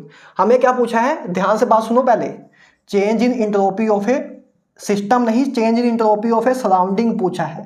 पहली बात तो ध्यान इस पे जाना चाहिए, change in entropy of a surrounding पूछा है in joule per kelvin. R की वैल्यू हमें दी हुई है कि आर हमें 8.31 पुट कर लेना, चलो तो कोई बड़ी बात नहीं है, हम पहले भी समझ चुके हैं, तो आर की वैल्यू ये पुट कर सकते हैं। अच्छा, हमें डेल्टा एस ऑफ सराउंडिंग निकालने को बोला है sir, delta S of a surrounding निकालने को बोला है। और कौन सा प्रोसेस दिया है, कौन सा, रिवर्सिबल की reversible, it undergo isothermal reversible, isothermal reversible expansion, isothermal भी है रिवर्सिबल भी है, राइट। तो क्या फॉर्मूला लिखेंगे, पहली बात रिवर्सिबल प्रोसेस है तो रिवर्सिबल प्रोसेस के लिए क्या होता है, delta S of a system plus delta S of a surrounding बराबर होता है 0 के सर, है ना, एस टोटल 0 के बराबर होता है, मतलब एस के। तो delta S of a surrounding, delta S of a surrounding बराबर होगा delta S of a system के नेगेटिव के, है ना, delta S of a surrounding बराबर होगा negative of A delta S of a system, right. अभी हम पीछे देख के हटे हैं, राइट। और आइसोथर्मल प्रोसेस के लिए सर आपको पता है कि delta S of a system बराबर होता है, delta S of a system होता है, क्योंकि अभी हमें वॉल्यूम वाली टर्म्स दी है कि 2 लीटर से 3 लीटर जा रहे हैं, तो वॉल्यूम वाला फॉर्मूला यूज कर लेंगे, N R L N V2/V1, है ना। आइसोथर्मल कंडीशन है तो T1/T2 तो सेम होगा, T1/T2 सेम होगा, मतलब वाली टर्म कैंसिल हो जाएगी, आइसोथर्मल वाला इक्वेशन, है ना। जो 4 प्रोसेस लिखे थे, आइसोकोरिक, आइसोबारिक, आइसोथर्मल, उसमें आइसोथर्मल में वाला फॉर्मूला लिखा था, राइट। इधर हमने V2/V1 वाला यूज किया क्योंकि वॉल्यूम वाली चीजें दी हुई थी, प्रेशर की कोई बात ही नहीं की, मतलब एक कांस्टेंट प्रेशर बात की थी, गैस के प्रेशर की बात नहीं की थी। P1 और P2 क्या है, pressure of A gas, pressure P1 है pressure of A gas at stage 1, P2 है pressure of A gas at stage 2। ये आपका एक्सटर्नल प्रेशर है, एक गैस का प्रेशर नहीं है, एक्सटर्नल जो आप लगा रहे हो है, P1 और P2 गैस का प्रेशर था, राइट। तो ये आपका पहले गैस का वॉल्यूम था V1, अब बाद में हो गया V2 3 लीटर। तो बस यही फॉर्मूला लगाना है, तो इससे delta S of a system आ जाएगा। अच्छा, कैसे निकाल सकते हैं, पहले लॉग है, नेचुरल लॉग है, इसको लॉग में कन्वर्ट कर सकते हैं, कैसे, 2.303 से मल्टीप्लाई कर दो, एन आर लॉग V2/V1 हो जाएगा, ये फॉर्मूला, है ना, ये तो आपको आता ही है, लॉग के बेस 10 में कन्वर्ट करना, है ना। 2.303 से मल्टीप्लाई कर दोगे तो एलन जो है आपका लॉग की बेस 10 में कन्वर्ट हो जाएगा। अब पुट कर लो 2.303, number of moles of A gas कितने दिए हैं सर आपको, 1 मोल दिया हुआ है, तो एन की वैल्यू 1, आर की value 8.314 and ln log V2 हमारा है 3 सर, V1 हमारा है 2। तो इसको अगर सोल्व करें तो 2.303 into 8.314 and log 3 minus log 2, log 3 minus log 2। तो और सोल्व करें 2.303 8.314 एंड log 3 हमारा कितना होगा सर, log 3 हमारा होगा 0.47, है ना, 0.47 ले लो या 0.48 ले लो, 0.3 ये होगा। जिसको लॉग सोल्व नहीं करना आता है 10 मिनट की कोई भी वीडियो देख लो, बहुत सारी यूट्यूब पे होंगी, लॉग सोल्व करना सीख लो, पहले भी बता चुका हूँ, लॉग सोल्व करना सीख लो, राइट। 10 मिनट की कोई भी वीडियो देख लो, नहीं तो मैं इस डिस्क्रिप्शन में लिंक दे दूंगा, चलो लॉग सीखने का 10 मिनट की कोई वीडियो में अच्छी से देख के आपको लिंक भेज दूंगा, खत्म, ठीक है। तो ये आपकी वैल्यू आ जाएंगी, है ना। अब बस इसको सोल्व करना है, इसको सोल्व कर लोगे तो इधर से 0.18 आएगा, उसके बाद तो सोल्व भी करना है, मल्टीप्लाई करना है, मल्टीप्लाई आप कर लेना, मैं आंसर देख के आपको बता देता हूँ कितना आ रहा है, आप खुद से कैलकुलेट करके देख लेना, क्योंकि आई थिंक लेक्चर की लेंथ बहुत ज़्यादा होगी है ना। तो लगभग माइनस, इसको जब सोल्व करोगे तो लगभग आपका 3 जूल पर केल्विन इनवर्स आएगा, है ना। अभी ये आपका क्या आया, लेकिन ये अभी आपका आया delta S of a system आया है, राइट। ये delta S of a system आया है, आपको निकालना क्या है, आपको निकालना क्या है, delta S of a surrounding. तो delta S of a system 3 joule kelvin inverse आया, तो delta S of a surrounding -3 होगा, +3 ना टिक लगा देना, फॉर्मूला यूज किया निकाला, अच्छी बात है, लेकिन आपसे सराउंडिंग का डेल्टा एस पूछा था, ये जो फॉर्मूला है सिस्टम का है, ये जो फॉर्मूला है सिस्टम का है, सराउंडिंग का पूछा है, तो सराउंडिंग का होगा -3, क्योंकि delta S of a system delta S of a surrounding बराबर होता है 0 के रिवर्सिबल प्रोसेस के लिए। रिवर्सिबल प्रोसेस की बात हो रही थी, मतलब सिस्टम का निकालेंगे, उसका जो नेगेटिव होगा वो हमारा डेल्टा एस सराउंडिंग का होगा। तो उधर मैं गारंटी से बोल रहा हूँ, अगर नीट या जेईई में क्वेश्चन आया और उधर -3 भी ऑप्शन में दिया होगा, +3 भी दिया होगा, और 90% बच्चे, 90% या 99% बच्चे, 90% भी बहुत ज़्यादा हो गया, 99% बच्चे जल्दबाजी में फॉर्मूले को सोल्व करेंगे, फॉर्मूला अप्लाई करेंगे, सोल्व करेंगे, ए आएगा और 3 लगा के चले जाएंगे आगे। सारी और मेहनती बच्चों की ही बात बोल रहा हूँ, क्योंकि मेहनती बच्चे होंगे तभी तो उनको पता होगा ये फॉर्मूला लग रहा है, और उन मेहनती बच्चों का भी क्वेश्चन गलत हो जाएगा। तो ध्यान रखना है ना। Delta S of a surrounding पूछ रहा, क्या पूछ रहे हैं, क्या हम निकाल रहे हैं, उन सबकी क्लियरेंस दिमाग में होनी चाहिए। ठीक बात है, खासकर तब जब चारों ऑप्शन में एक -3 दिया हो, एक +3 है, एक +1, एक -1, तो माइनस प्लस का साइन ध्यान रखते हुए चलना है। ठीक है, क्लियर है। तो ए यार सारी आपकी बात थी एंट्रोपी पे। जेईई मेन 2023 में आया हुआ क्वेश्चन था, 4 क्वेश्चन मैंने ले लिए, नीट के 2 ले लिए, जो 2 जेईई के ले लिए, जितने भी लेटेस्ट क्वेश्चन दिखे मुझे वो मैंने ले लिए एक्चुअल में, राइट। तो इसी के साथ आपका एंट्रोपी टॉपिक पूरा खत्म होता है, जो आइसोलेटेड इंडिपेंडेंट टॉपिक है, राइट। अब जो एंट्रोपी का गिब्स एनर्जी के साथ चीज़ें हैं वो तो अब आगे आएगा, लेकिन एंट्रोपी के रिलेटेड अगर पूरे प्योर एंट्रोपी रिलेटेड क्वेश्चन होंगे, आप आज कोई भी उठाओगे वो सारे आपसे अब हो जाएंगे। हाँ, जिनमें गिब्स एनर्जी का रिलेशन होगा वो अगले लेक्चर में होगा, है ना, उसको तो अगले गिब्स एनर्जी वाले टॉपिक भी कर सकते हैं ना। तो एंट्रोपी के रिलेटेड अगर जितने भी क्वेश्चन आएंगे प्योर एंट्रोपी रिलेटेड, तो वो आज आपसे हो जाएंगे। ठीक बात है।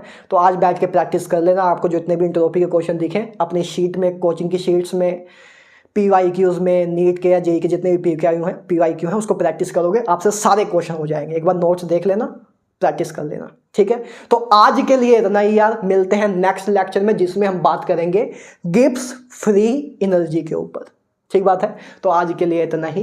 Have a good day.